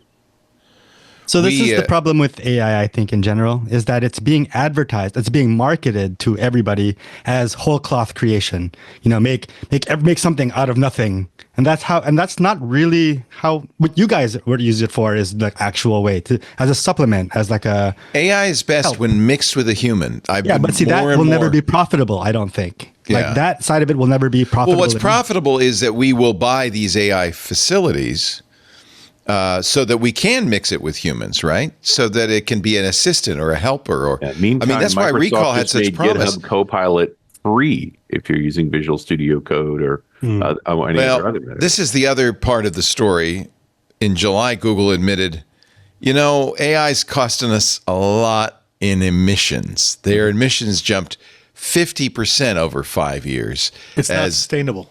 It's the new Bitcoin. AI started to burn the world. They're saying we can still reach net zero by 2030, but now there's a lot of question whether that's possible. No, it's going to take longer. But I think the interesting side of this is the push towards these tech companies are not going to make their own electricity because the grid can't keep up with their demand. Which is the other bubble, right? Yeah, that was the other story. Amazon building a nuclear power plant for their modular nukes. Yeah. So I wrote Microsoft is restoring 3 Mile Island because it's a cheaper way to make electricity for AI. Go ahead. Well, you're an expert on this, Richard. Well, I ended up being I had been asked to write the talk for a while. I did it in August, and then all the tech companies jumped in, and now I'm doing it everywhere. But the 3 Mile Island one is interesting because it was shut down in 2019 with easily another 10 years of life left in it because it was too expensive to operate compared to natural gas peaker plants to combined cycle natural gas plants, which are all over Pennsylvania. And so they shut it off for that. Microsoft doesn't care. It's 800 megawatts of electricity. So they'll build a couple of data centers there. And they also promise to sell the excess at rack rate into the rest of Pennsylvania. So the state's on board. Everybody benefits. Yeah, it's an asset. But NuScale Technologies out of Idaho had basically a certified small modular reactor design just before the pandemic. So they'd actually gotten through the regulatory process. They'd done a lot of really hard work, and they had Nevada and Idaho on board for a $4 billion prototype. And by the end of the pandemic, it was a $9 billion prototype, and the states pulled out. But that's a drop in the bucket to a Google or an Amazon. So it's entirely likely that these companies will spend the money to be able to build off-grid power not supplied to the grid, just power to their power plants, but also get over the hump of maturing that technology to the point where grid operators will be willing to buy it. Grid operators never experiment. Nobody wants experimental power. They want reliable power. So somebody has to pay for it. And typically it's governments. But now you're seeing these tech giants, following the William Gibson dystopic cyber tech world, where now your Amazon Prime comes with 100 kilowatts a month, right? Like we're on that path. But it's been them solving their problem of wanting to build more data centers faster than more electricity can come online. In the Gibson books, the world government is the Keiretsus, the conglomerates, the big companies. And we seem to be moving in that direction. In fact, the election is a big story. We're kind of already there. Yeah. The election is a big story because Silicon Valley, and particularly Bitcoin bros, put a lot of money into the 2024 election, not just the presidential election, and got many, I think several hundred pro-Bitcoin representatives elected, got a pro-Bitcoin president elected. I think we weren't paying close enough attention in July when Trump spoke to the Bitcoin conference and proposed a strategic national crypto stockpile. He said he wants America to be the #1 holder of Bitcoin, and said he'd fire the chief of the SEC, Gary Gensler, to a standing ovation. He said it 3 times because they liked it so much. He is going to fire Gensler and replace him with the chairman of the SEC, who will be pro-Bitcoin. And in fact, some will say this was the year of Bitcoin. It started the year at $44,000, went over $106,000 a couple of weeks ago, is now hovering around $96,000, I think. More than doubled its value in 1 year.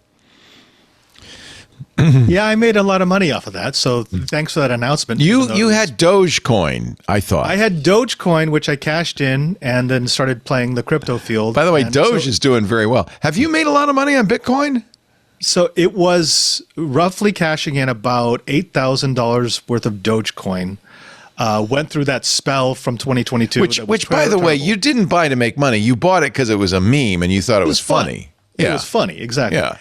But right now, with the bump, and I just sold last week to let the market calm down, that 8,000 is now worth about 320, 330. What? Do you have to give it to the church? I have been breaking off small pieces for missions, as we have groups that need cash. So in that case, it's good. It's a good thing. It's a good thing. Yeah. But that's a big improvement from 8,000 to 300 some thousand. That's 500% or something.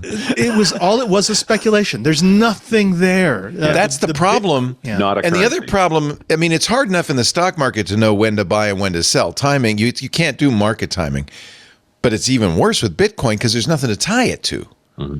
I lucked out on this last cycle because I sold at 106 and then immediately, like a day after, it dropped down below 100. But imagine you're a holder of a lot of Bitcoin and you want a way to unload a whole bunch. You know what a good way to do it is? Convince a government that it needs to hold a balance. That's what, to me, this Bitcoin conference, it was all about how can we take our stake and make it more valuable? What could the government do to make me richer? And they, by the way, they got their dreams. Yeah, they're going to have to spend a whole bunch of US dollars to buy Bitcoin, and guess who gets the US dollars? You know who's making money in crypto right now? Who? People doing rug pulls. Rug pulls are making so much cash. Like Hawk-Tua Girl? Hawk-Tua Girl. Jack Doherty did several rug pulls, actually.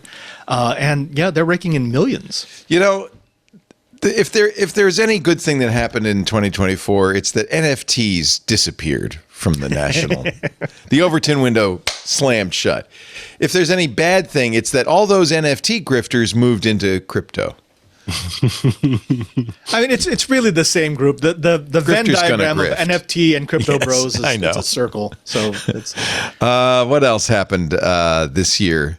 Actually, the good thing the DOJ, everybody agrees, did. 10 additional states joined the DOJ lawsuit seeking to break up Live Nation and Ticketmaster. Woo!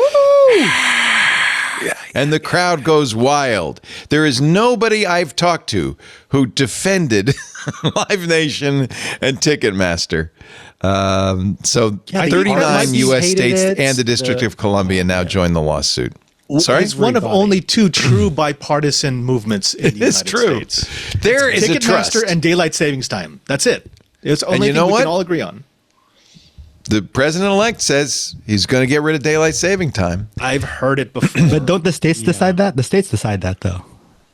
California did a stupid thing. We had a referendum to get rid of standard time, to put California on saving time. That the states cannot do. That is a federal time zone, and you can't change your time zone unilaterally. So I think we could say I think we could get rid of daylight. I think the feds could get rid of daylight saving. Certainly on the Pacific time zone. I think they started it. British Columbia and Washington and Oregon all have laws in the books that says once everyone in the Pacific time zone agrees to change, we'll all change. Right. So we were all basically waiting for California to figure themselves out. The real problem is the real problem really is, first of all, you guys way up north have a bigger dog in this hunt than we do down here. Yeah. Because you have your days are what, 5 hours or something? You know what we have, Leo? Electric light. It's amazing. I highly recommend it. And that's one of the arguments, is that you don't want kids to be getting up and going to school in the middle of the night. Happens anyway. Right. Yeah, they're on their phones at the middle of the night. So who cares? This is the problem. And I think a lot of the people say, let's stay with daylight savings time, say that because they love the summer. But you're going to get winter no matter what you do. Yeah, and you're going to get summer too. So it's off by an hour. Who cares? I want to time kills people. It's a terrible thing to do. Yeah, I want to keep daylight savings, but modify it so that we jump forward and we never jump back. So every year we just keep going an hour forward. Just is it completely nutty to say we should all be on one time zone? It should be UTC and everybody has the same time. That's what China does while spanning 9 time zones for everyone else. No, it's not. That math is not that hard, really. It's. I mean, come on, really not. People. It's changing it. Well, the real issue here is. It's dark 15 right now in the Universal Time Zone. This dark is a up UTC here too, clock. You know? Yeah. Let's see. The Internet Archive got DDoSed and lost in court over their ebook lending. Shame. Shame. The argument there was that it was there was too prominent a draw. The real argument is publishers hate libraries. Mm-hmm. They can't get rid of actual libraries yet. So, but they're definitely not going to allow digital libraries unless you buy the digital books from them, right? If this is the first time you heard this story, I wanted to explain what the argument was. Please do. Yes, was that basically, because the donate button was right there on the page where you could go to the lending library, then the Internet Archive was just trying to make money off of offering these ebooks. And as Leo has pointed out, no, that's not really what the underlying argument was. That's just how they took it to court. Right. And the real problem was that the Internet Archive was not buying digital copies for their ebook lending. They were buying regular copies like a library does, scanning it, and lending it out. And during COVID, they had an emergency lending library where they could do unlimited numbers, but they reverted back to what other libraries do, which is only as many books as they have bought could be borrowed. And they were borrowed for a limited time. They did everything a library does. Mm-hmm. The publishers just said, no, we got you on this one. And Cory Doctorow's talked about this an awful lot. The publishers are not acting in authors' interest. They're acting in the publishers' interest. Here's a story that was huge. First, to my knowledge, use by a nation state of IEDs. Israel put explosives in pagers that were then sold to Hezbollah and killed 9. Actually, the number went up after this article from the Wall Street Journal. 2,800. One would argue, were they really improvised? This was very professional. Yeah, they weren't exactly improvised explosive devices. They won the bid from Hezbollah by creating a company in Czech Republic. Clever. Yeah. And then manufactured these things with an explosive inside of it. Yeah. They did kill some innocent children and so forth. Injured a lot of people. But they probably also did a lot of damage to Hezbollah. And then did it again with the radios. Yeah, and then they blew up the radios. This has been a 10-year process, of course, from Israel. Apparently, they were complaining the whole time that the battery life wasn't sufficient. Really? Were they? Yeah. That's because you got a little bit of C4 in there where your battery more than a little bit. It was 2/3 of the battery. The iFixit guys would have found this immediately. Yeah, tear down. Mm-hmm. Yeah. Oh, man. Nobody did a tear down. I think it's a bad precedent. Yes. Yes. Okay. Absolutely. It's also not unprecedented, right? Like these sorts of things happened during the Cold War. It's kind of a lash back. On a onesie-twosie basis, though. Yeah. On this scale, that's unprecedented. Yeah, it's kind of unbelievable. And odds are will never happen again. You only get to pull this stunt once. Right. Mm-hmm. And nobody's saying anything good about Hezbollah. I mean, these are terrorists. This is a terrorist group, and these are terrorist leaders. And arguably have been completely dismantled in this current crisis. Yeah, yeah. OpenAI did have a very good October. They had the largest VC raise in history, $6.6 billion. That's a lot of people who believe in AI. And no, I think that's a lot of people who believe in making money, Leo. Oh, making money. They're in it for the money? Yeah, weird. It's a profit thing? They think there's going to be money there. I mean, I would argue this is a poisonous amount of money, right? Like you don't have a plan for how to spend 6.6 well, but you've also now committed to making 60 billion with it. The few people I know in my business who raised money through venture capital spent it unwisely and then fell apart. You're norm. Right. Getting a big check is always problematic. Yeah. OpenAI got 6 billion or got 6.6 billion, but Elon got 6 billion for Grok, for XAI. Mm-hmm. So there is a what do you call that? Is it a bubble? This is from the 80s. Admittedly, it's probably multi-tranched with milestones. So they didn't get a check for 6.6 billion. What they got was a certain amount of cash. Mm-hmm. Now you have to reach these milestones as the next tranche of cash and so forth. Like that's a normal investment pattern over several years. And if you burn it faster, you do other raises and so forth. But it's the buyouts that are also toxic. But the real problem here is if you're not spending the money fast enough, like you will get heat to spend the money faster.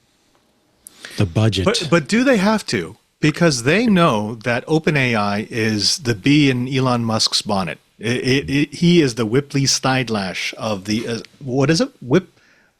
Snidely Whiplash. I like it. Snidely Whiplash. Wow, I reversed that. Whipley Snidelash is good, though. Yeah. So I'm gonna save they're that. giving $6 billion now, thinking that in a couple of years, Elon is going to be so upset that he keeps losing to OpenAI. He's going to lose the case about them going for profit. He's suing because he doesn't want him to go nonprofit. He's suing. He's absolutely going to sue. But at some point, he's just going to say, you know what? I'm going to give you $60 billion to make you go away, and I'm going to buy you out. Mm-hmm. And they've made themselves vulnerable to that by having a set of VCs whose goal is to make money on this. Precisely. And so everyone's going to buy OpenAI out. He's going to tell the investors, I'll be the investor. Here's your money. Correct. And they'll take it, just like they did with Twitter, because he 100%. made them an offer they could not refuse. Mm-hmm. They knew that their company was never going to make money on its own, not at that scale.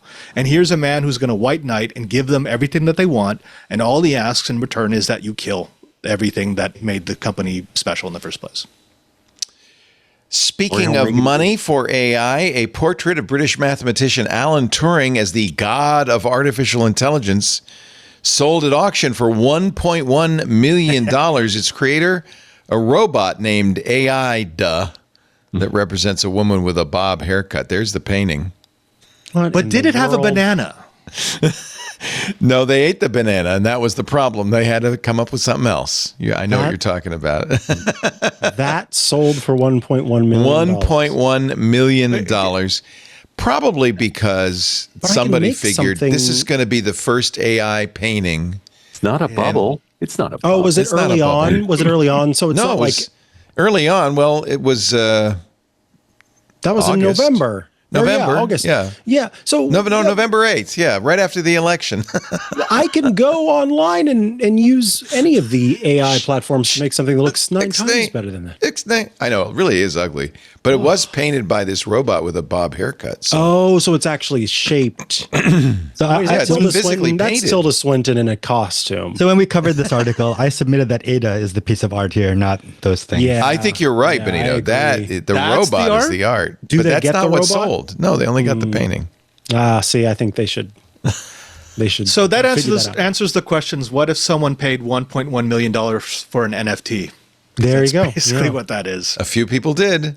Yeah. Well, like the fine arts industry is very much just money laundering for the most part. Yeah, that's true. That's true. And even if it's not, tastes are very much dictated by fashion and style. It's performative. It's like the Banksy painting that auto-destructed when it was bought. Yeah. It became worth more because Right. it auto-destructed. So Who was the artist? The guy who put the banana in the exhibit or the guy who ate it?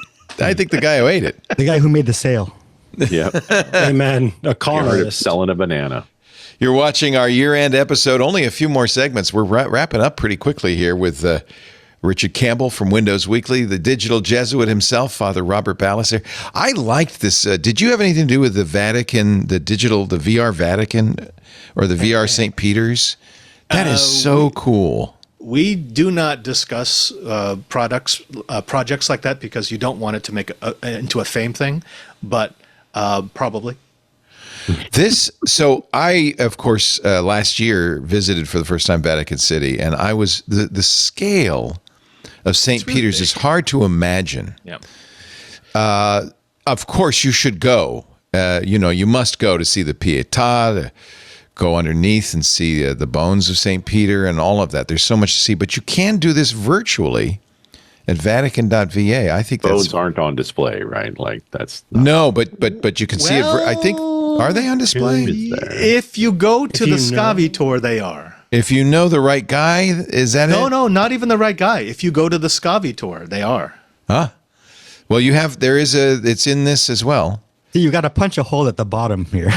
There you have is another room, but the altar is above where it's presumed the body of St. Peter was buried. Yes, is that right? Correct.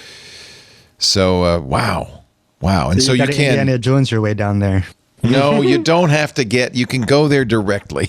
It's called I'm telling you, it's called the Scavi tour. The Scavi tour goes all the way down to the necropolis. I want to go down how do I Scavi tour? Is that what I need? Tour. I got to do the Scavi tour. SCAVI. They only take 120 people a day, spread over up to 6 different languages. If I tell them I know you, will it help? Yes. Okay. I'm going back. I loved Rome. It was so amazing. I told you, Leo, I have a place for you to stay. I know. You can broadcast from here. I could You do are the show. remote right now. Yeah. True. And Lisa and I had a little argument. You are in Vatican City, right? You're not in Rome. No. So we are in the Vatican. We are not in Vatican City. So Vatican City is a very specific part of the Vatican.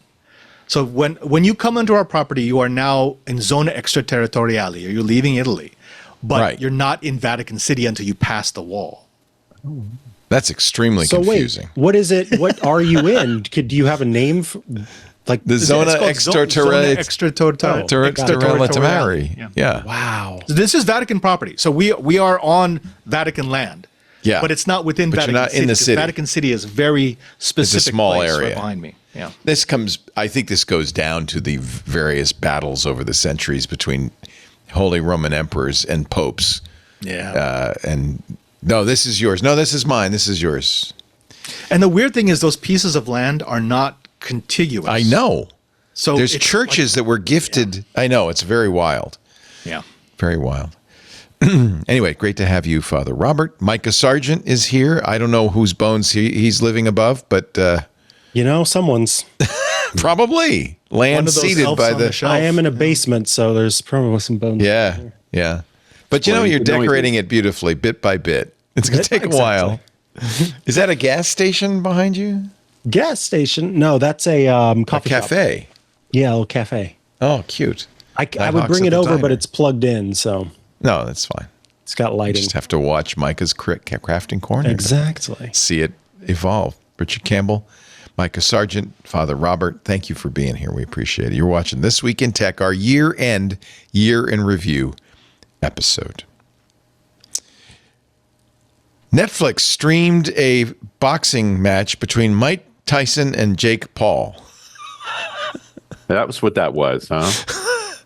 Everybody was watching it, and it glitched. And now they say they're going to do a Christmas Day NFL extravaganza. Yeah, and everybody's with Beyonce. A little nervous. With Beyonce as the halftime. Mm-hmm. I saw Beyonce do her last halftime show. Did you know that? In New Orleans. Yeah. Yeah. They put light up rings under the seat. And the instruction was when Beyonce, because Destiny's Child came out, and they said when she sings, put a ring on it. Everybody put the ring on your finger, turn it on, and wave it. It's so cool. I bet that was But as you know, if you put a ring under your seat that could switch on, people are not going to wait until the halftime show and Destiny's Child to put a ring on it. Anyway. Well, because we're all cats, and cats will just do what they want exactly. to do. And shiny. Ooh. You wanted to talk about, we were talking about the kind of disincentives, the perverse incentives of algorithms and streaming on YouTube. You wanted to talk a little bit about something I did not know about, Robert. Oh, the nuisance streamers. Yes. Nuisance streamers. I didn't even know such a thing existed. It's a category. Speaking of Jake a lot of Paul, people say it started with Paul. Because he had a house and he set a mattress on fire and yeah, and he popularized it, and then he made it profitable. Now you remember many years back when Logan Paul did that the walk through the suicide woods in Japan, and that's when people kind of said, so much trouble. Yeah, wait, this is a little bit cringe. Well, the new generation have really turned it up a notch. You've got people like Johnny Somali, Jack. You know, it's Doherty, funny. I searched Charles for nuisance streamers, and Johnny Somali's name is the first thing that came up. Because he single-handedly is going to get put into law things that we've all wanted for a long time, which is you've got countries who are finally saying we have to criminalize this behavior. So he's a troll, basically. He's a troll. He will, like all the nuisance streamers, he goes out and he tries to make people react. Like Jack Doherty would get his bodyguard to stand behind him, and he would go and push his way into a crowd and try to start a fight, and then have his bodyguard beat the guy up. Oh, that's terrible. And that was content. That was content. And yeah, he got fined, but he made way more. And that's the perverse incentive, is that if you can get enough links, clicks, and views, you make millions, and so it's worth it. Profitable. Outrageous profitable. Somali has been banned from Twit. He's been banned from Kick as of May of this year. He's done it on Twitch, Kick, and Rumble. As a tourist, he's said offensive things in the subway and so forth. Right. Is that it? Well, no. So he did it in Israel, where he went there, and he just finds the worst thing that you can possibly say in public to try to get people to react. So you can imagine what he did in Israel. In Japan, he went into the subway and he started screaming, Hiroshima, Nagasaki. We're going to do Nagasaki again, to try to get a reaction. He was charged, but then they basically said, the guy's an idiot, so they kicked him out of the country. Then, because there was no legal ramifications for him, he went to South Korea. So he's hitting up all the countries. This is basically Borat. That are too polite. Yeah, but not funny. It's Borat. Didn't Sacha Baron Cohen invent this? I would say Tom Green invented this. Tom Green and the Jackass people invented it. But I mean, these people, they do it IRL. They do it on a stream because they need to prove that this is not fake. Right. Well, in South Korea, he met his match because he's now facing 10 years 10 years is the current high watermark. But as they add charges, it could go up to 60 years in prison in Korea. Because he made terroristic threats. He played the national anthem of North Korea on the subway, which is illegal. You cannot do that. He interfered with business. And the big one, the one that's probably going to get him in prison for a decade, is broadcasting AI deepfakes is illegal in South Korea. And he did it to prove that another streamer, a popular South Korean streamer, was his girlfriend. So he single-handedly is getting several different lawmaking bodies around the world to look at how they can criminalize nuisance streaming. And if we end 2024 doing that, I will actually be very happy, because that's a light of hope. I'm just also like the way the South Koreans are playing this, where they've trapped him in South Korea. They won't let him leave. So they've charged him and they've taken away his passport. So he cannot leave South Korea. And if you know South Korea, there is no way he can escape by land. But they haven't arrested him and incarcerated him. So he is responsible for paying for his own room and board, his own protection. And because he came in on a tourist visa, he cannot work. Doesn't YouTube deserve some punishment here too, though? Like, I feel yes, because that's who created this disincentive. Here's something I don't want to encourage. A jury acquitted a man, this is from our Discord, of shooting a YouTube prankster. Mm-hmm. He said, "Oh no, they deserved it. He acted in self-defense." There was one just 2 days ago, Charles Smith, who he has made a ton of money, $10,000 a shot, by doing things like walking in the back door of a McDonald's and throwing a dead pigeon into the deep fryer. Oh my God. But 2 days ago, he did a prank where he went around a grocery store and sprayed bug killer into produce and on sandwiches and on food. So now he's arrested. He's been arrested finally. And now they're going to look back at everything that he's done, and they're realizing, oh, we need a law to be able to charge people for stuff, for crimes that they documented. Yep. That they themselves documented. Wait, but back in the day, like if you put this on TV, it would have been like the TV network that got sued. So like YouTube should be paying something for I agree. Like, YouTube deserves some some liability. Kicked off YouTube long ago, right? That's the thing. Twitch, where's the Kick, stuff on then? Rumble, they've all kicked him off. He's somewhere. Where's he still doing stuff now? Right. No, he has to do alternate accounts. But remember, he wasn't kicked off until South Korea arrested him. Interesting. So all of those companies were perfectly fine with the views he would bring in. Yeah, there's the problem. As long as there wasn't a legal ramification for them. Right. Yep. They're just selling ads. Yep. That was it. Now here's a prank I can support. Infowars got sold to The Onion. It was a good day, wasn't it? It was a good day. Unfortunately, the bankruptcy judge has rejected the sale and has sent it back to the bankruptcy advocate, who will figure out if this is an appropriate sale, because they took less cash to sell it to. The people who were taking less cash wanted it. Were the victims, the Sandy Hook families. Yeah.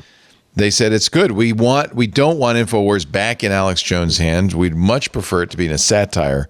Yeah, their mission wasn't to make money. Their mission was to make sure this doesn't happen again. Right. Correct. And what the Onion play was doing was going to turn Infowars into a site to make this the farce that it actually is. All right. The 3 biggest stories of the year. We haven't even touched them yet. We're going to take a break. When we come back, the 3 biggest stories of the year. And then get some sad music, Benito, because I have an in memoriam segment. But not just people who passed, but websites that are no longer with us. Coming up, the year-end edition of This Week in Tech. Can I ask a favor? We have a survey. We do this every year. We started a little earlier this year, but you have till, I think, the middle of January. It's at twit.tv/survey. It's our one and only way every year of finding out a little bit more about you. It helps us sell ads.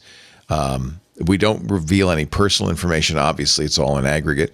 But it shouldn't take you more than a couple of minutes, and it really does help us out. So if you will, twit.tv/survey. Oh, and one more thing. I've just learned from our engineer, Patrick Delahanty, that we will be, so I don't know if you remember, in 2014 and 2015, we did a 24-hour New Year's event. The second one, ending the year 2014, beginning the year 2015, was a benefit for UNICEF. We raised quite a bit of money, and it had some very fun things, including me getting a tattoo and my head shaved. Patrick has decided to rebroadcast that in a way. He is going to post to our Bluesky account each hour the link, because we've divided up and chunked it up into hour by hour on YouTube.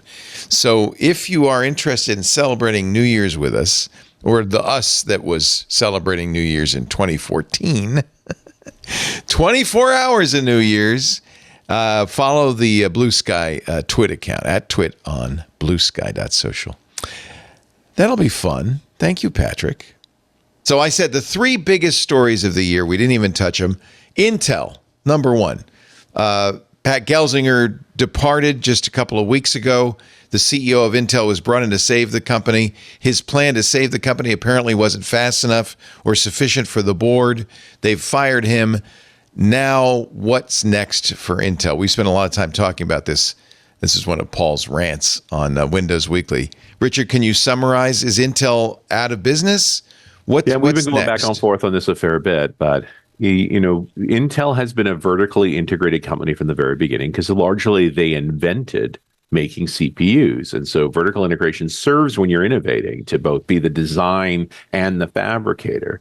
But as the innovation is tapered off and it's become far more commodity, the goal is to be efficient, and Intel has not been efficient. One way, the bigger argument here is they never got into the extreme ultraviolet devices, although there's a strong case for why they didn't, because they missed mobile.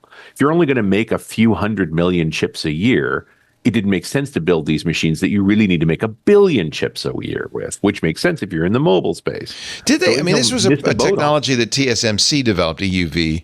TSMC did not develop it. It's Dutch. Oh, it's Dutch. Okay. Yeah. So Intel would have had access to this. Absolutely. They could have bought them. And in fact, they were planning on buying them. But again, they didn't have the production numbers. It didn't make sense for what it was going to cost because they'd missed mobile. But so strategically, these failures go back at least 10 years. Longer, yeah, easily. They missed a few opportunities there. The Apple started looking at replacing Intel with their own chips back in 2011, according to TSMC's chairman. Even Microsoft took a swing at ARM back in the Win 8 days for the same frustration that they couldn't make a viable tablet. Right. And then Intel, made the Atom to try and compensate, which had its limitations. So and instead of improving their processes and so forth, what do? Is they use their money to protect their market, which makes them, play monopolistic games and bribery games instead. So you're at a point where, with Gail Singer's departure, when he was basically told you get a choice, you can be fired or you can retire. So he retired. You're seeing kind of an active board setup. I think we're going to get a PE firm in there, and it's going to be sold for parts. Which is not a bad outcome. It's still arguably Intel chips will get better and cheaper because the separation of the design from the fab means you'll get better designs and better, more efficient fabrication. But it'll take a couple of years to figure that out. And the big challenge here is that they're deeply intertwined with federal government, with Department of Justice, Department of Defense. All of those contracts and agreements that they have to be protected. So it's going to take a very savvy PE group to navigate through all of the federal requirements to protect things as the U.S. government wants them protected, while actually making a more efficient entity in the end. Briefly, Qualcomm considered a bid for Intel, and they probably took a look at all of those things and said, yeah, never mind. I disagree, Leo. I think they made that bid just to let it be known there is a possible buyer there. Right? And then you always go, to kind of trigger, to put it in play, in effect. Yeah. Now, what we saw over the course of this year was it was people interested in every part of Intel, which is a great signal to a PE firm. We can take this apart and sell it. Interesting. Does AMD survive without Intel? Absolutely. Yeah. And arguably does very well because they have always been more efficient than Intel. Do they license x86 from Intel? They were, well, no, to be clear, Intel was required to license x86 to AMD. You can't, at that time, and this was a Fran days, the DOD insisted there had to be a second supplier. Right. And it had to be a different design. Right? Right. The same way that airliners fly with at least two completely disparate chipsets. Right. On their computers. Or the pilot and co-pilot have a different meal. All of those sorts of games, right? It's redundancy. Saw that in Airplane. The other of the three big stories that we hadn't touched, early in the year, Congress said, TikTok, you either sell to an American company or you're out of business. Weirdly, they set the deadline for January 19th, one day before the inauguration of a new presidential administration.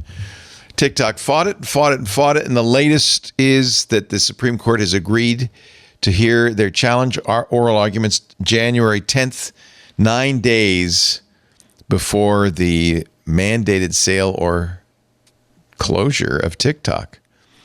There were lots of battles back and forth over this, lots of disagreement over whether TikTok is a threat to America and its security or one of the best things that ever happened to creators.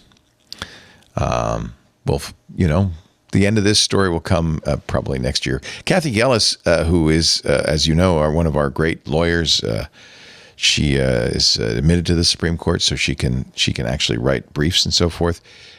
We'll be talking about this after the oral arguments on our show. What is that, the 15th? Yep, January 15th. January 15th. So we'll get the inside story on what she thinks the SCOTUS will do to this. The final of the three big stories is a breaking story right now. What the hell's going on with the drones over New Jersey? Sorry about that. Sorry. I had to ask the drone father because everybody said, we talked about this a couple of weeks ago on Twit. Emily Forlini really wanted us to shoot at them. And we said, no. She said, I didn't mean us. I mean the military. no one knows what they are, and everybody said we should ask the drone father. The drone father is in the house. Father Robert, what is it? What are they? Are they consumer drones? Are they military drones? Are they drones at all? By the last count, just from the purchased drones in the United States, there's over 120 million in the United States. That's just the ones that you can purchase commercially. That does not include the quad father. Sorry, Jammer B corrects me. You're not the drone father. You're the quad, because they used to be called quadcopters. I don't know if anybody even knows that anymore. Wow, back in the day. No. Back in the day. Back in the day. So you're saying there's so many drones, like I have one right here in a drawer. Yep. That we don't know where they're coming from, but they look, and we won't know because and you can't really shoot these things down. The military is not going to waste a $10 million missile to spread shrapnel all over New Jersey. That's just not how these work. And also, people who are saying, well, we have to be able to track them, we have to do a better job of holding DJI to account. You don't know who made these things. I can homebrew these things with what I've got in this office right now. So what exactly are you trying to regulate? What exactly are you trying to prevent? It's annoying, yes, and I'm sure someone is trolling various population centers. But really, unless you want to declare war on an imaginary enemy, there's no way to solve this. I think the military is doing the right thing. Is they are bringing in proper drone tracking hardware. Right. There's no chance that the car-sized drone is a real thing. That would show up on conventional radar. So that's not the truth. But real drones don't show up on radar. They're too small. But the military, because they are taking drones very seriously, have built equipment to do that. So Picatinny, which normally doesn't deal with drones, is now getting the sensor equipment to figure out, is there actually something going on up there? Precisely. So what's your advice to people who are terrified? Go inside and look on your phone. Yeah, don't look up. Yeah. Don't look up. I think there was a movie by that name actually last year. Indeed. Train your neighborhood crows. Oh, crows are smart. They can take those drones down. The old countermeasures that I used when I was at TWiT, they don't work anymore. I had signal jamming guns that you could try to block out both the flight control transmissions and the cameras. You had like a skunk works in the basement, didn't you? What do you think we did down there? Why was I there for so many hours? But those don't work anymore because a lot of these are now autonomous. You program in a flight plan and it just follows. I want you back. I want a basement and I want to put you in it. Could that keep it from returning home? No, I guess not, because you just program in the flight path home too. Yeah. You could do that if you wanted to jam GPS, but if you jam GPS, I think that's a felony. Yeah, you can't do that. If the military was actually serious about wanting to take these drones down, they would use microwaves. Yeah. Right. There you go. We'd cook the electronics on the spot. The thing would fall out of the sky, which is still a risk. But there's no reason it's going to fall somewhere at all. Yeah. They're not going to. If they thought it was an issue. Remember the balloons? Was that this year? The weather balloon crisis? I thought you meant the Chinese balloons. I was like, that was a long time ago. Chinese balloons. Was that this year? I left that out. It was last year. Okay, it was the end of last year. Okay, 23. When I heard this story about the drones, I thought of the scene from Independence Day. Well, it was a fake newscast, and then they're saying Los Angelinos are being told not to fire at the aliens. Yeah. It's like, if this happened over Texas, there'd be a lot of rounds in there. Yes, there would be. Yep. Do not shoot the drones. No. Again, I say. Well, and those are old laws from the 20s when early aircraft were shot at by people who didn't understand what they were. And often aircraft have navigation or communications problems, and they need to have safe passage to get somewhere to land. So it's just a really bad practice to shoot at things in the sky because those bullets go somewhere. They come down. They come down. What goes up must come down. Now, high-powered green lasers, those you can shoot at drones, but don't. Please don't. But don't, because it's certainly not a drone, and it's incredibly dangerous and illegal, and it'll hurt people. It'll hurt a pilot, so don't do that. So none of these things are the right thing to do. It's almost certainly almost no drones at all. Yeah. Right. Like when you actually analyze the footage, it ends up being stars and aircraft and lights. It's other things. Good. Getting a historical reaction, which is not unusual when people are as stressed as they are. Yeah. It's stress. That's what it is. It's stress. Wouldn't it be amazing if it actually is aliens and we're bearing the lead? We were waiting would to see love if you that. guys would shoot us down, and you didn't, so we left. Exactly. We kept. There's hoping no to get some intelligent sort of life response. here. We're going home. Yeah. That might be sadly true. They took a look at our streamers and said, no, we don't need We were this. good right up until Logan Paul. Then we're out. We're out of here. All right, let's take one last little timeout, one last pause, and we will do the sad stuff, the end of the line segment. We are watching the end of the year this week in tech with Micah Sargent, Father Robert Ballecer, and Richard Campbell. Let me start off with websites that disappeared and apps that disappeared. Beeper didn't make it. Oh, Beeper, they tried. They tried so hard. You had them tried on your so show. hard. Mm-hmm. No, They Beeper didn't really- make it. Beeper said, look, we're going to do our best. We're going to make this work. Then The idea going was to- Android users could message iPhone users. Of course, now you don't have to because Apple made that possible. RCS came along. So never So mind thank you anyway. for that, Beeper. Thank you, Beeper. You made it happen. Another alternative passed away, Ello, which I joined way back in the day. Ello.co. The whole idea of Ello was a Facebook replacement that was privacy forward. Nobody wanted it. I had forgotten about it until I saw the logo, and then I said, oh, I remember that. Hello, mate. Hello. Yeah. Japan finally ended the mandatory form submission on floppy disks this year. That We kept the industry hits me. going. That hits me where I live. I mean, It's heartbreaking. Finally, although, my ex said, I have a bunch of family over and I have a CD player. Do you have a CD player anywhere? Because I can't play these CDs. And I thought I did, but I couldn't find it either. I can't find my floppy drives either. Japan is saying goodbye to the floppy drive. Oh, but it was the 3.5. I mean, if it's not the least it was 5.1, contemporary, I mean, right? come on. Yeah. Yeah. The 5 1/4 were the real champions. That's not a floppy disk. That's a save icon. If you do need a floppy disk, the register.com says go to floppydisk.com where you can buy old floppies. Wow. Okay. Look at all these save icons. Who needs 50 of them? Yeah. Somebody somewhere needs 100% Are these guaranteed. 3D printed? Is that what this is? You make art out of them. I don't know. They make good code. Leo, those things are the reason why I had any sort of money when I was growing up. That You was sold my first. floppies for a living? Well, from dumpster diving, near where I lived in the Bay Area were several disk duplication businesses. Wow. And I would go dumpster diving and I would find the rejects. And the rejects were the ones that couldn't be used in the mass duplication machines, but they were still fine if you formatted them individually. So I would get them for free, format You're a them, and then hoot. sell them. It was, You it are was so great. funny. Anybody want a floppy? Got your floppy disks here. I got floppy disks. We got 1 1/4. We got 5 1/2. What do you need? I got it. Floppy disks here. Do you remember ICQ? Micah, you might be too young to remember ICQ. Oh, ICQ. 450-985. Yeah. Do you remember your ICQ number? do. Look at that. I do not remember mine. I remember my CompuServe number, but I don't remember. ICQ was still around in 2024, finally shutting down after 30 years. Was really one of the first popular messaging systems, right? There was probably a group of users who have been using it since the beginning. Where like That's the ones who were sad. Yeah. The ICQ website said it's over. Go home. Go home.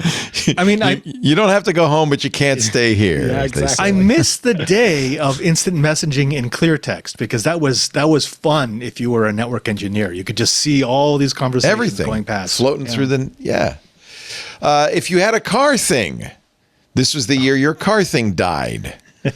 This is the year your car thing died. Actually, there is apparently a brisk aftermarket now. People are trying to open source it, figure out a way to keep it alive. I This hope was they the do. Spotify gadget that added Spotify to your older car.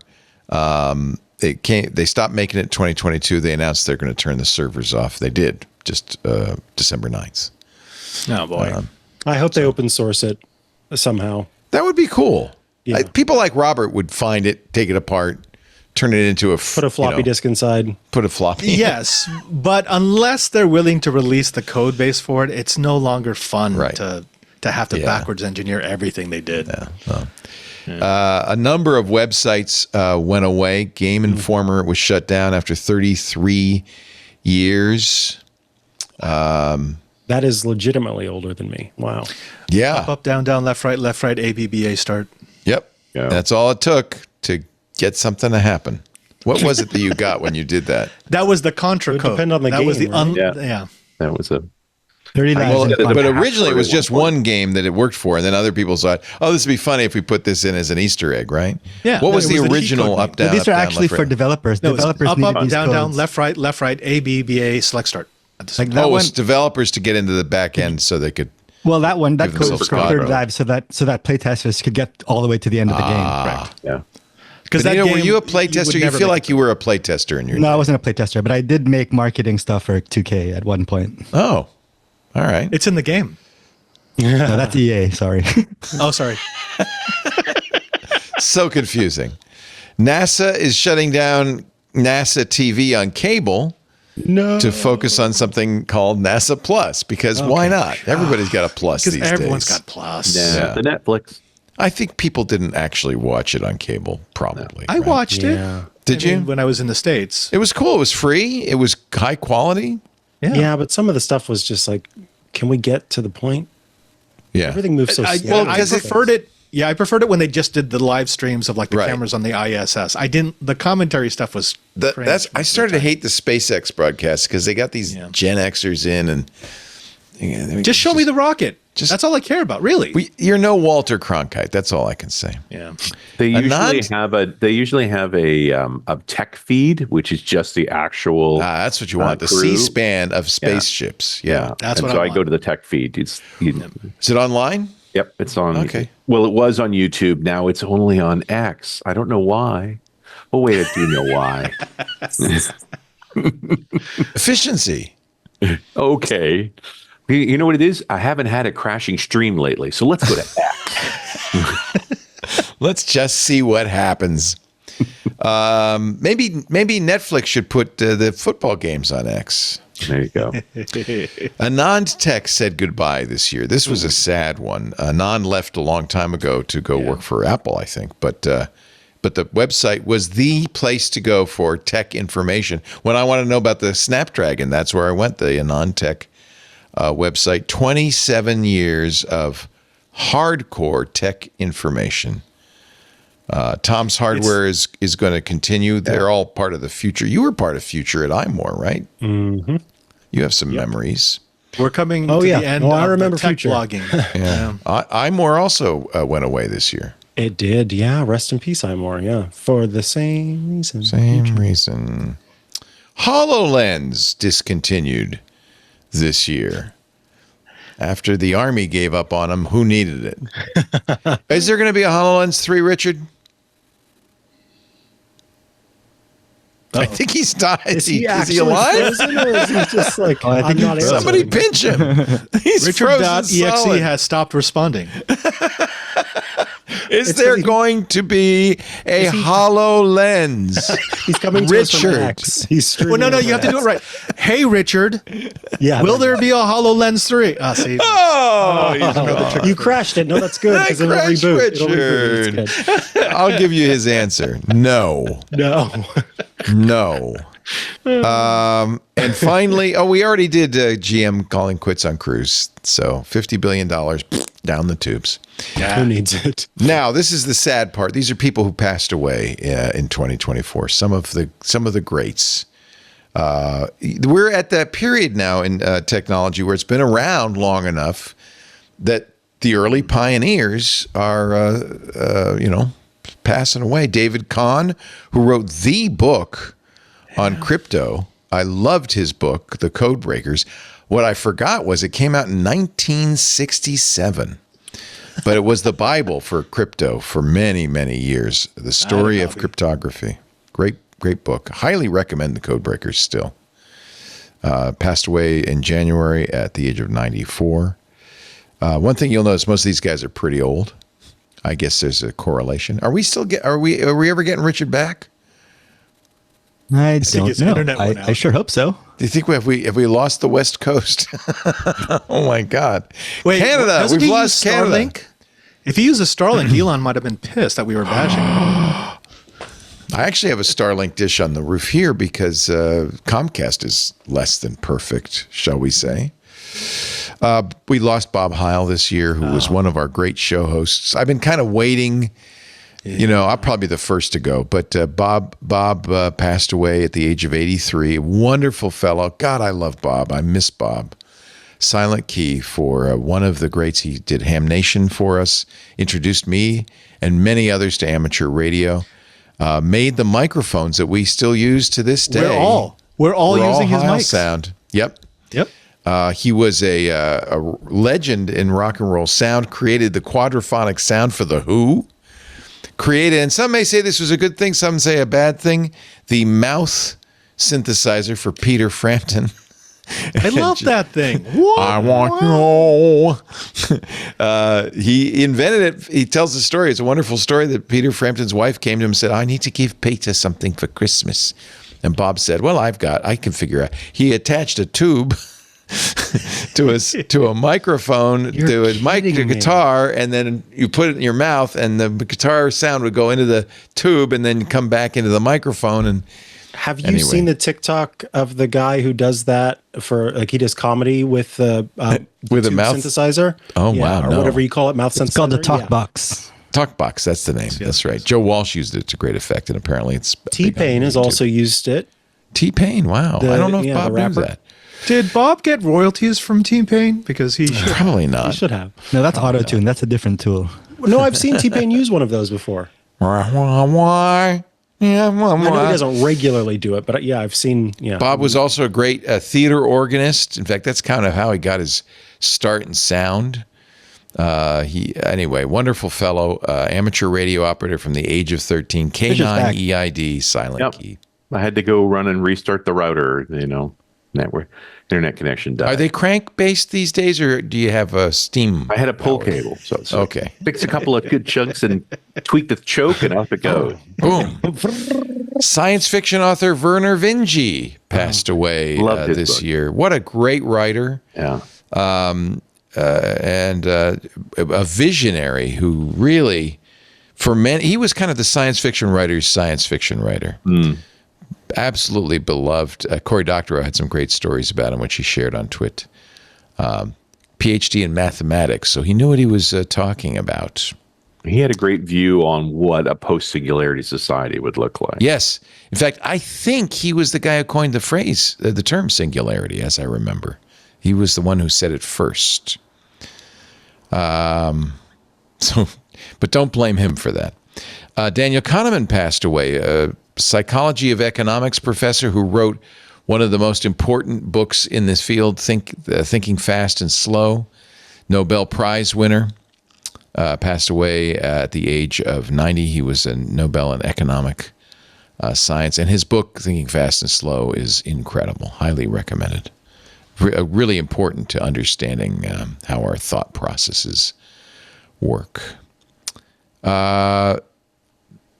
This name you may not recognize, but you will recognize his product, Mahmoud Modadam, who created Genius, later Rap Genius. Passed away way too early at the age of 41. He had a brain tumor. But Rap Genius was the place to go to find out what the hell those singers are singing. What are they saying? The man who named the Higgs boson. Well, I don't think he named it, but it was named after him. He proposed the Higgs boson. Peter Higgs passed away at the age of 94, showed how particles bind the universe. The Higgs boson was completely theoretical until it was discovered at CERN. Where was it? CERN? The Large Hadron Collider was built to find the Higgs boson. Yep. And they did. They found it. And people said, don't find it. It'll be the end of the world. They thought it was going to create a micro black hole into which the entire planet would fall. It did create our crisis, though, in cosmology. Which actually, you know what? It might have. And we're all... we just don't. We don't know. We're in it. Don't know yet. No, it's just it answered a question that we thought was right. And it didn't give us any more questions to ask is the problem. Like it didn't give us no, it wasn't where we expected it to be. It wasn't the energy level expected, and it did turn up a bunch of other weird things that have created a crisis in the standard model. The crisis in cosmology is really because of the James Webb Space Telescope. Really? Yeah. What is the Webb show? It found stuff that we didn't think was. No, galaxies so there's basically two ways to measure the age of the universe. One uses near Cepheids, like near field stars. Another one uses very old things. And then two measurements, as they get more accurate, are getting further apart. And so James Webb was helping to pull that together and actually spread it even further apart. But it's teaching us that we need to know more, that the early stages of the universe are more different than we thought, which is a good thing. And so did the Large Hadron Collider. The Large Hadron Collider has pointed to possibilities in supersymmetry, into pentaquarks, like whole new areas of research. And we probably need a bigger collider. We need to go faster, higher energy. Higgs won the Nobel in 2013 for his work showing how the boson helped bind the universe together. In the obituary published in The Guardian, they said he was an immensely shy man who disliked the fuss. Higgs had left home for a quiet lunch of soup and trout in Leith on the day of the announcement, to be stopped by a former neighbor who gave him the news on the way home. Oh, wow. You've won the Nobel. Oh, Richard, you might know this. The superconducting super collider that we were building in the United States and we canceled, that was SSC. going to be bigger. It was going to be bigger than the LHC, right? Originally. Yeah, it was but killed in the Carter era, right? Yeah, and they were. The issue here is that they're still using niobium-tin superconductors, and they should be using ceramic superconductors, using Rebco superconductors. Those are less likely to quench, right? It's less likely to quench. It's easier, cheaper to operate. It runs on liquid nitrogen, but you also get about 5 times the field strength from it. Oh, so wow. It's those additional fractional speeds that would make the difference. So it was in 2016 that the alternative timeline began, just in case you want to go back and So and that's do why it we're over. in the worst timeline? Yeah, Because they we're in the created bad it. one. Wow. Clearly, in 2016, it all went downhill. Well, the Large Hadron Collider was delayed for several years because rodents chewed through some lines and caused 4,000 tons of liquid helium to escape. Yikes. And it takes a while to... Was it on at the time? Was it running at the time? They were in testing. And the problem with the liquid helium when it escapes is everybody in the neighborhood starts talking like this. God. No, I mean, if it was running at the time and all that coolant escaped, everything would... It would burn up. It would burn entirely. I mean, the other way to did not think know that. about the Large Hadron Collider and that whole facility is it's the largest antimatter factory on the planet. Not good. It seems not good. Seems like we should Not according to Brown. According to Brown, it's over here. It's about 30 feet away. Oh, I see. That's right. Oh, that antimatter. Dan Brown? Yeah, Dan Brown. Maybe a little country, but it's up to stuff. Opus D has a little thing in the basement down there. The man who invented DRAM passed away this year at 91. Unfortunately, I don't think he was widely known. Robert Denard, he was an IBM inventor. Without him, your modern computing would be a lot slower. A lot slower. Thanks, Robert. His invention led to previously unimaginable improvements in data handling speed, power, and the cost of computing. Gotta remember these people. They're very important. They're not all people. Some are dogs, like the sad Kabosu, the side-eyeing Shiba Inu. Lived to 18. Oh, my Doge. That's very He's good. your Doge, baby. That's a long life. The picture that started the Doge meme. Aw. 18 years old. Wow. Shiba Inus are beautiful, aren't they? Mm-hmm. Much old. So much old. Wow. He'd been ill for several years.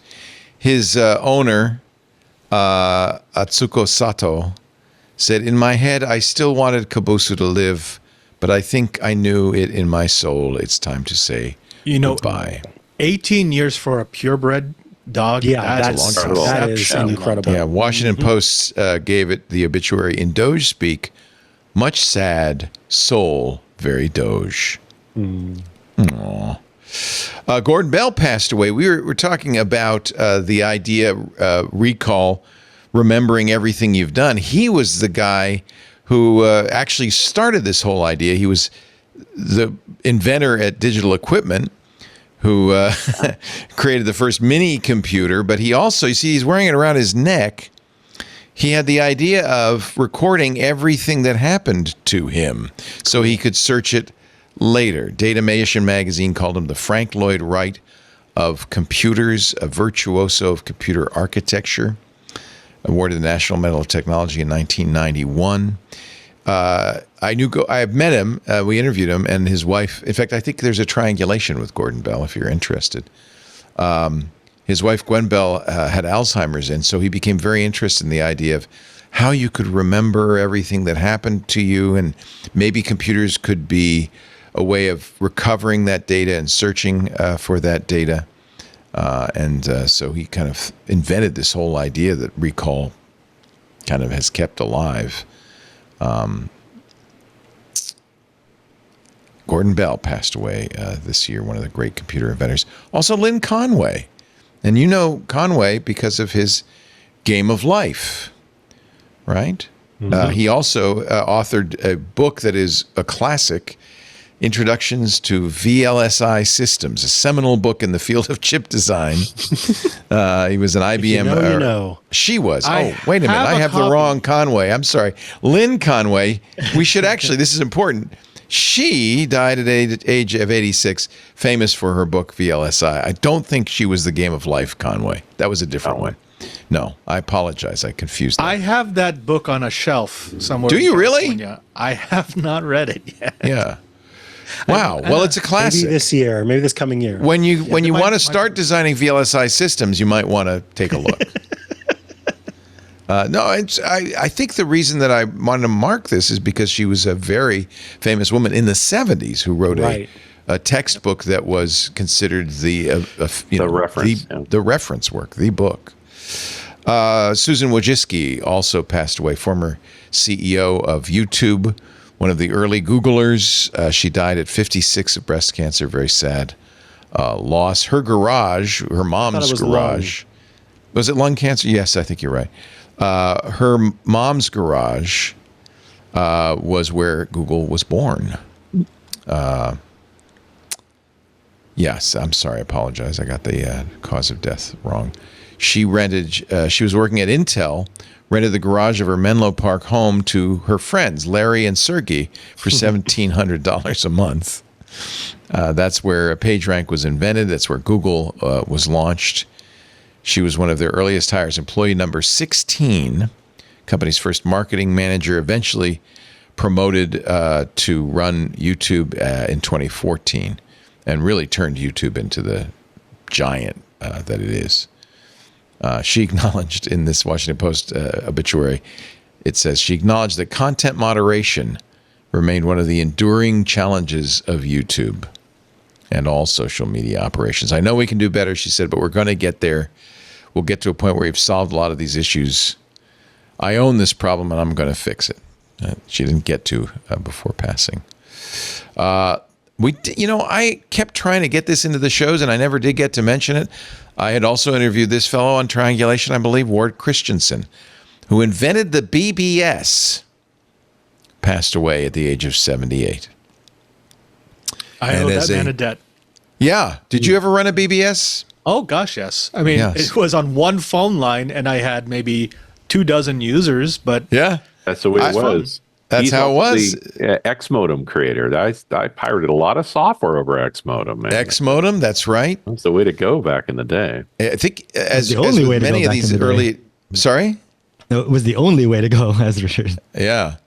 In 1977, he invented X modem. Before he invented the BBS, but I think you probably wouldn't have a BBS without X modem. I had a 2-line BBS. It was 1 line at first, but it became 2 lines. I had 56K modems, and I'll never forget when Seagate came out with its RLL encoded hard drives. I was able to go from, I think, 5 megabytes to 20 megabytes of storage. It was a big deal. My BBS became 2 lines at night when everyone else was asleep, so I could snag.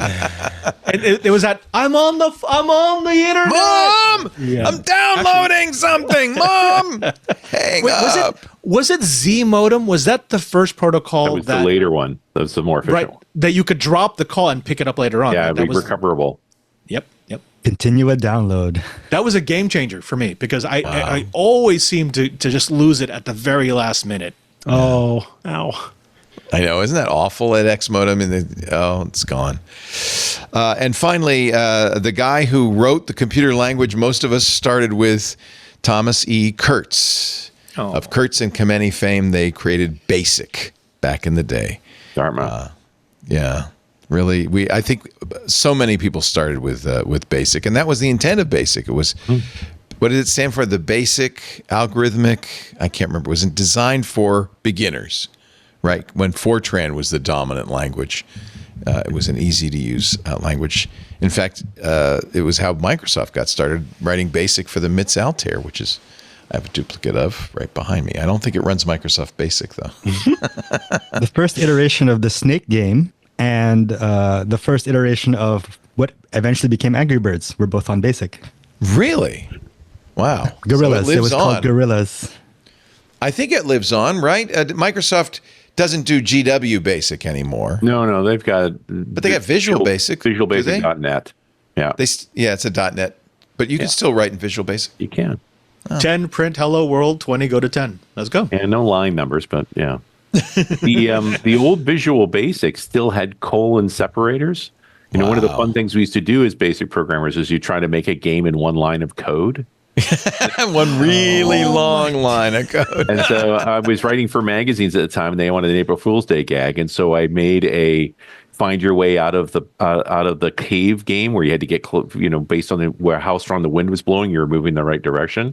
But I wrote it in one line of VB code with pop-up messages, sent it to the editor, and said, "This is the only idea I got. I know it's not good, but thanks." He goes, "Your not good ideas sucked up half an hour of my time." Yeah. Richard, I had no idea that you have that checkered past. I got to ask this of Richard because I love the fact that you're into nuclear power. I got to pick your brain on that. I love the fact that you are down with particle physics. Mm-hmm. Now I have to ask, tab or space?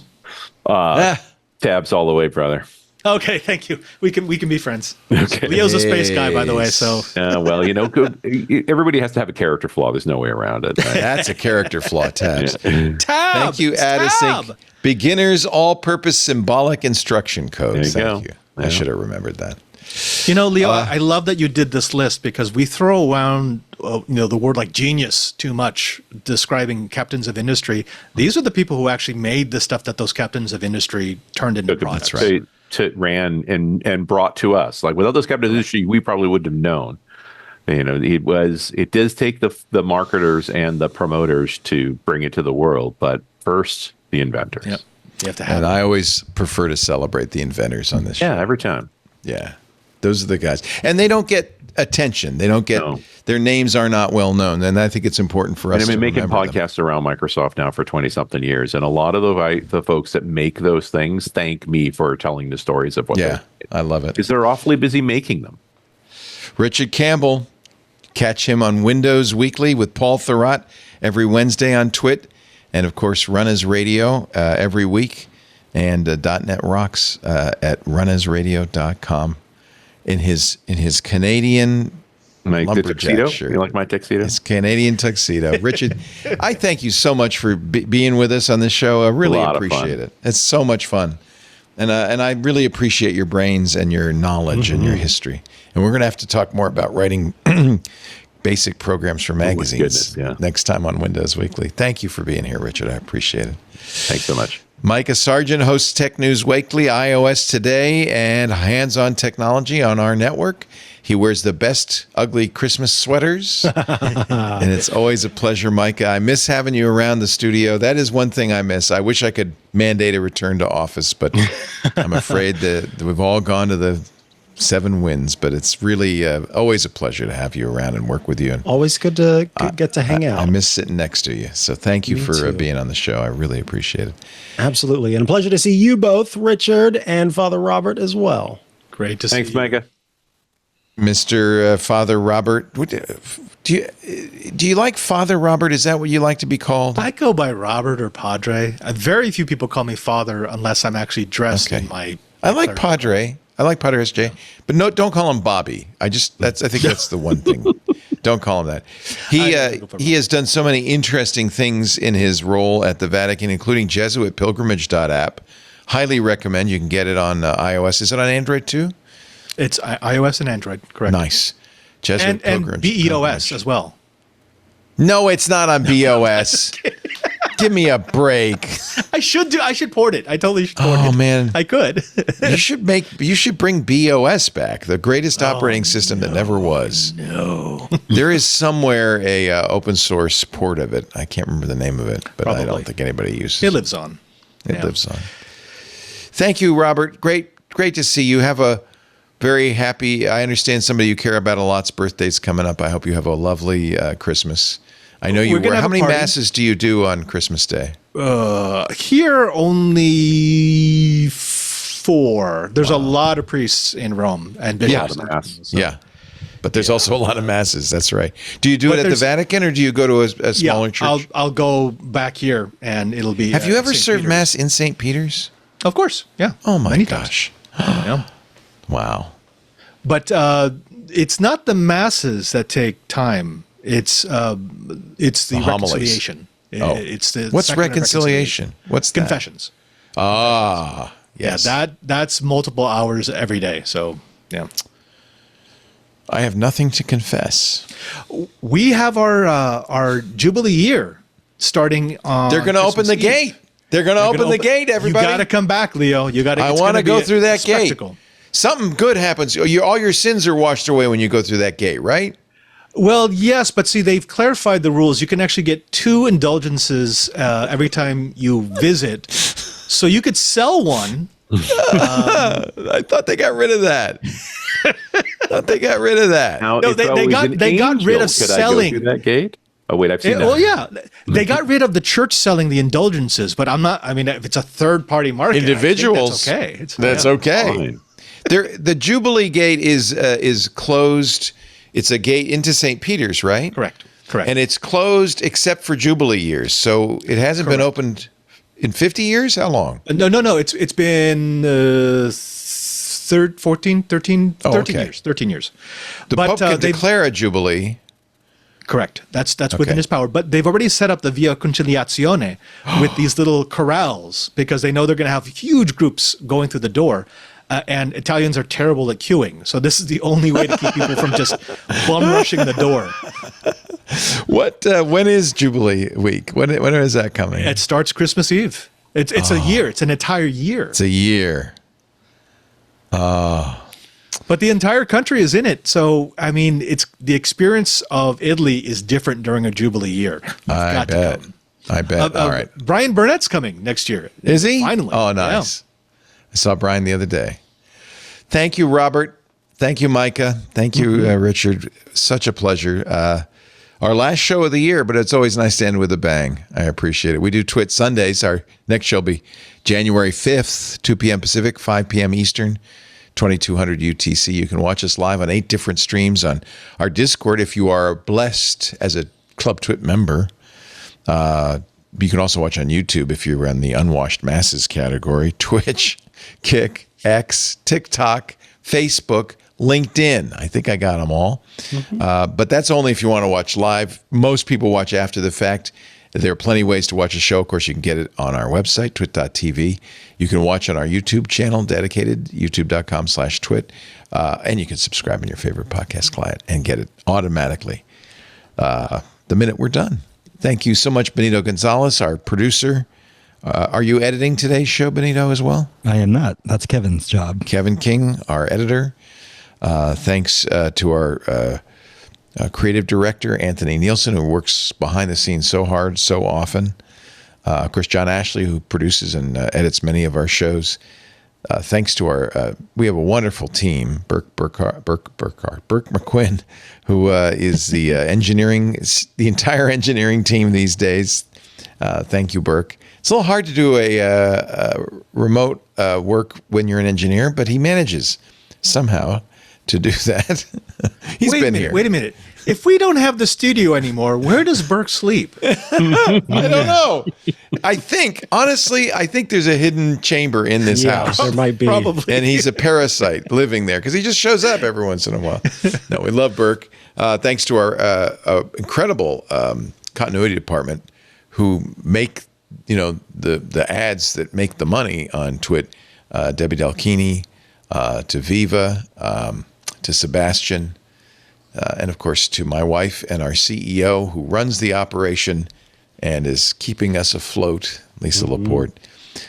Did I miss anybody? Did I get everybody? Did you say Patrick? Ty, Patrick, and Russell. I forgot Ty, our marketing director. I forgot Patrick, who is off-site over in Boston. He was the first remote worker. He does all the engineering and is with us all the time. He's like constantly here. And of course, how could I forget? Who was the other one? Russell.